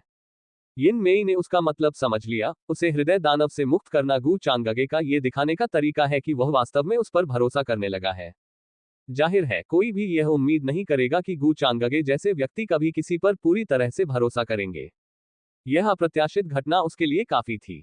अगर तुम्हें इस गुफा में कुछ भी पसंद आए, तो उसे उठा लो, गु चांगगे ने सहजता से कहा, और अपनी आस्तीन लहराते हुए उसने अपनी बांह यिन मेई की कमर के चारों ओर लपेट दी और उसे आगे के निवास स्थान की ओर ले गया। धन्यवाद, गुरुजी। यिन मेई ने उसके शब्द सुने तो वह मीठी हंसी हंस पड़ी। ये लिंग बार बार कहता रहा कि वह मुझसे कितना प्यार करता है, फिर भी वह मुझे अपने घर के अंदर जाने से इसलिए कतराता रहा क्योंकि उसे लगा कि घर के अंदर ढेरों खजाने हैं। उसने मुझे बाहर इंतजार करने के लिए भी कहा। इस विचार से यिन मेई को हंसी आ गई, और वह इस तरह मेरा प्यार पाना चाहता था। ऐसे सपने। यद्यपि गु चांगगे ने उसे मोहरे के रूप में इस्तेमाल किया, फिर भी उसने उसे अपनी इच्छानुसार चुनने की छूट दी। यदि किसी की निर्णय क्षमता में अचानक चूक न हुई हो, तो इसमें कोई संदेह नहीं रह जाता कि उसे इन दोनों में से किसका अनुसरण करना चाहिए। यिन मेई आश्चर्यचकित हुए बिना नहीं रह सकी। ये लिंग जैसा व्यक्ति अपनी अल्प कुशलता के साथ इस मुकाम तक कैसे पहुंचा? गु चांगगे ने ये लिंग का पेंडेंट हटा दिया और पुराने कछुए के अवशेषों को अभी के लिए अपने पास रख लिया। उसने इस मुद्दे को सुलझाने से पहले कुछ समय तक इंतजार करने की योजना बनाई। इसके बाद दोनों निवास पर पहुंचे। यद्यपि एक निश्चित दूरी पर अलग अलग थे, फिर भी गुफा के प्रवेश द्वार से सभी प्रकार की दिव्य खजाने की रोशनी निकलती हुई दिखाई दी। गुफा के अंदर का हिस्सा सादा था। पत्थर की दीवारों पर दिव्य खजाने की तरह टिमटिमाते रून वाले कई हथियार लटके हुए थे। विभिन्न कुल्हाड़ियों, चाकुओं, कौंटों, मुहरों, तिपाई, भट्टियों, तलवारों और कई अन्य चीजों से दिव्य प्रकाश निकल रहा था। यहाँ प्रत्येक हथियार में आध्यात्मिक दाव चिन्ह थे और वे जबरदस्त शक्ति का प्रयोग कर सकते थे। पब फ्यूचर द्वारा विज्ञापन। बीच में काले और सफेद रंग की शाखाओं और पत्तियों से बुना हुआ एक मंच था। वातावरण में नियमों की शक्ति उमड़ पड़ी और ऐसा लगा जैसे कोई व्यक्ति गद्दे पर शांति से बैठा हुआ है। उसी समय इस अदृश्य व्यक्ति के पास भव्य मंत्रोच्चार की ध्वनि भी सुनी जा सकती थी। यिन और यांग की महान घंटी की तरह विपरीत रंग विद्रोह में गरजते थे। जीवन और मृत्यु का गहरा अर्थ आसपास के वातावरण में व्याप्त हो गया, क्योंकि अंतहीन रून टिमटिमा रहे थे, जिससे दुनिया टिमटिमा रही थी और उनके चारों ओर बदल रही थी। एक ज्ञानवर्धक दृश्य। ज्ञानोदय मंच। गु चांगगे ने तुरंत इस मंच को पहचान लिया, जो ताओ की खोज करने वाले किसी भी साधक के लिए सबसे कीमती वस्तु थी। लेकिन उसके लिए यह एक सामान्य चटाई थी, जो आसपास के हथियारों जितनी अच्छी नहीं थी। मास्टर, मुझे ये चाहिए। यिन मेई की आंखों में अचानक आश्चर्य का भाव प्रकट हुआ, और उसने कमरे के कोने में छिपे हुए क्रिस्टलीय दिखने वाले प्राचीन चित्र स्क्रॉल की ओर इशारा किया। शब्दों और चित्रों के बीच दिव्य प्रकाश की किरणें आपस में गुंथी हुई थीं, तथा रंग चमक रहे थे, जो एक असाधारण स्वर्गीय शक्ति को दर्शा रहे थे। जो भी तुम चाहो चुन लो, तुम उसके लायक हो। गु चांगगे ने हल्के से मुस्कुराया और गुफा के बीच में चला गया, जहां सिकुड़े हुए तारे लटक रहे थे और टिमटिमा रहे थे। यह पुनर्जन्म के प्राचीन देवता के निवास का केंद्र था। केवल इस स्थान को परिष्कृत करके ही वह वास्तव में इस गुफा का प्रभारी बन सकता है। भनभनाना। गु चांगगे ने अपना अवचेतन मन उसमें डुबो दिया। उन्होंने अपनी आदिम आत्मा का उपयोग करते हुए शोधन प्रक्रिया शुरू की। गुफा के मूल भाग को परिष्कृत करना कोई बहुत कठिन काम नहीं था। जब उसने गु चांगगे के शब्द सुने, तो यिन मेई और भी अधिक खुशी से मुस्कुराई। उसकी नौरोएदार और बर्फ सी सफेद लोमड़ी की पूंछें उसके पीछे लहरा रही थीं, जब वह हर जगह छोटी छोटी चीजें खोज रही थी। पुनर्जन्म के प्राचीन देवता की पृष्ठभूमि भयावह थी। जादुई हथियारों के घेरे के अलावा गुफा में कई प्राचीन अमृत और गोलियां हैं, जो जैड बर्तनों के अंदर बंद हैं। गु चांगगे ने इन बर्तनों को एक एक करके तोड़ा, जिससे कई दुर्लभ अमृत और गोलियां निकली। ऐसा कहा जा रहा है कि गु चांगगे के दृष्टिकोण से सबसे महत्वपूर्ण वस्तुएं गुफा के भीतर गहराई में रखी गई 5 कठपुतलियां थीं। जीवित मृत प्राणी, दिखने और संरचना में भिन्न। पवित्र क्षेत्र की 3 कठपुतलियां और महान पवित्र क्षेत्र की 2 कठपुतलियां। ये लिंग की साधना में से किसी एक को ऐसी कठपुतली से सुसज्जित किया जाना। ऐसा लगता है कि पुनर्जन्म के प्राचीन देवता काफी सुरक्षात्मक व्यक्ति हैं। ये लिंग के लिए यह एक बड़ी बात होनी चाहिए थी, लेकिन ऐसा लगता है कि चूंकि वह मर चुका है, इसलिए मुझे ही इसका लाभ मिलेगा। चाहे आप अपने वंशजों के लिए कितनी भी अच्छी तैयारी कर लें, अंत में आप मृत लोगों के लिए शादी के जोड़े बनाने के अलावा और कुछ नहीं कर रहे हैं। जब गु चांगगे ने निवास के मूल को परिष्कृत करना समाप्त कर लिया, तब उन्होंने 5 कठपुतलियों को भी परिष्कृत किया। इन कठपुतलियों की सांसों ने उसे कौतूहल में डाल दिया। जाहिर है, वे मर चुके हैं। यहाँ तक कि अगर कोई व्यक्ति उनके सामने खड़ा भी हो, तो भी उसे कोई असामान्यता नजर नहीं आएगी, जिससे साबित होता है कि वे वाकई मर चुके हैं। फिर भी इसमें इतनी भयानक शक्ति थी कि यह पवित्र क्षेत्र में रहने वालों को कुचलने के लिए पर्याप्त थी। हालांकि सबसे महत्वपूर्ण बात यह है कि ये कठपुतलियां जीवन और मृत्यु से नहीं डरती हैं, और वे निश्चित रूप से दर्द से नहीं डरती हैं। जब तक वे पूरी तरह से नष्ट नहीं हो जाती हैं, तब तक उन्हें निवास के भीतर धीरे धीरे मरम्मत की जा सकती है। इस खजाने को गु चांगगे जैसे व्यक्ति के लिए समय पर हुई बारिश के रूप में वर्णित किया जा सकता है, जिसके पास वर्तमान में जनशक्ति की थोड़ी कमी थी। अब जब पुनर्जन्म के प्राचीन देवता की विरासत का एक हिस्सा मेरे हाथ में है, तो मैं ये लिंग की पूर्व स्थिति का लाभ उठा सकता हूँ। गु चांगगे ने अपनी आंखें सिकोड़ ली। ये लिंग के विपरीत, जिसने पुनर्जन्म की प्राचीन देवता की विरासत को उजागर करने की हिम्मत नहीं की, वह न तो शक्तिहीन था और न ही उसके पास अच्छी पृष्ठभूमि की कमी थी। उसे दूसरों की लालची आंखों से डरने की जरूरत नहीं थी। इस प्रकार, यदि वह इस मामले को अभी प्रचारित कर दे तथा विश्व के साधकों को बता दे कि वह पुनर्जन्म के प्राचीन देवता का उत्तराधिकारी है, तो कोई भी विरोध में हाथ नहीं उठाएगा। आखिर कौन उस पर हमला करने की हिम्मत करेगा? हर किसी को ये स्वीकार करना होगा कि गु चांगगे न केवल स्वर्गीय दाओ अमर महल के अकाट्य उत्तराधिकारी थे, बल्कि वे अमर गु परिवार के अडिग युवा गुरु भी थे। जहां तक संपूर्ण उच्च लोक का प्रश्न है, जब तक कि कोई किसी प्राचीन देवता का पुनर्जन्म न हो या किसी सच्चे अमर की संतान न हो, तब तक कोई भी ऐसा नहीं था जिसकी स्थिति उसके बराबर हो सके। हालांकि गु चांगगे को यह भी एहसास हुआ कि ये लिंग की मौत को अनिश्चित काल तक छिपाया नहीं जा सकता। उन्हें काला बर्तन लेने के लिए एक और बलि का बकरा चाहिए था, ताकि पुनर्जन्म के प्राचीन देवता के उत्तराधिकारी के रूप में उनकी उपाधि अंततः और पूरी तरह से उन सभी संदेहों को मिटा सके जो जनता की आंखों और कानों में उनके प्रति थे। जैसा कि अपेक्षित था, यहाँ के अभिलेखों में कहा गया है कि प्राचीन अमर महाद्वीप के कुलों जैसे कि काला स्वर्गीय चील, प्राचीन सर्प, दिव्य मगरमच्छ कुलों, सभी पर पुनर्जन्म के प्राचीन देवता द्वारा दास छाप लगाई गई थी। ये दुख की बात है कि ये लिंग के लिए आरक्षित थे। गु चांगगे ने फिर लापरवाही से एक संदेशवाहक जेड पर्ची को पलटा। पर्ची पर अंतिम शब्द दर्ज थे जो पुनर्जन्म के प्राचीन देवता ने दास मोहर के साथ ये लिंग के लिए छोड़े थे। ये स्पष्ट था कि पुनर्जन्म के प्राचीन देवता ने अपने वंशज की समृद्धि सुनिश्चित करने के लिए बहुत सावधानी बरती थी, यहाँ तक कि उन्होंने सिर्फ ये लिंग के लिए एक संपूर्ण गुट की स्थापना भी कर दी थी। दास मोहर को पुनर्जन्म के प्राचीन देवता की विरासत द्वारा सक्रिय किया जाना चाहिए। विरासत का हिस्सा ये लिंग द्वारा प्राप्त किया गया था, दुर्भाग्य से यह उसकी मृत्यु के तुरंत बाद गायब हो गया होगा। गु चांगगे को यह दुखद लगा। हालांकि ये भावना कुछ ही मिनटों में गायब हो गई। आखिरकार उसने पहले से ही ब्लैक हेवनली ईगल कबीले का ख्याल रखा था। भले ही वह दास मोहर के माध्यम से उन जातीय समूहों को गुलाम न बना सके, फिर भी परिणाम वही होगा क्योंकि उसके पास अमर बंधन तकनीक थी। इसके अलावा, दास मोहर के विपरीत, जो केवल अपने प्रभाव में आने वालों को दबा सकती है, अमर बंधन तकनीक सीधे तौर पर इससे पीड़ित लोगों के जीवन और मृत्यु का फैसला कर सकती है। अमर बंधन तकनीक का आतंक दास मोहर के आतंक से अतुलनीय था। प्रायोजित सामग्री: 6 दिन में पेट का लटकना दूर हो जाता है। यहाँ पढ़ें। 15 मिनट तक करें ये काम और प्रतिदिन कमाएं 2,92,000 रुपए। पब फ्यूचर द्वारा विज्ञापन। संपर्क: टॉस साइट मैप दान करें।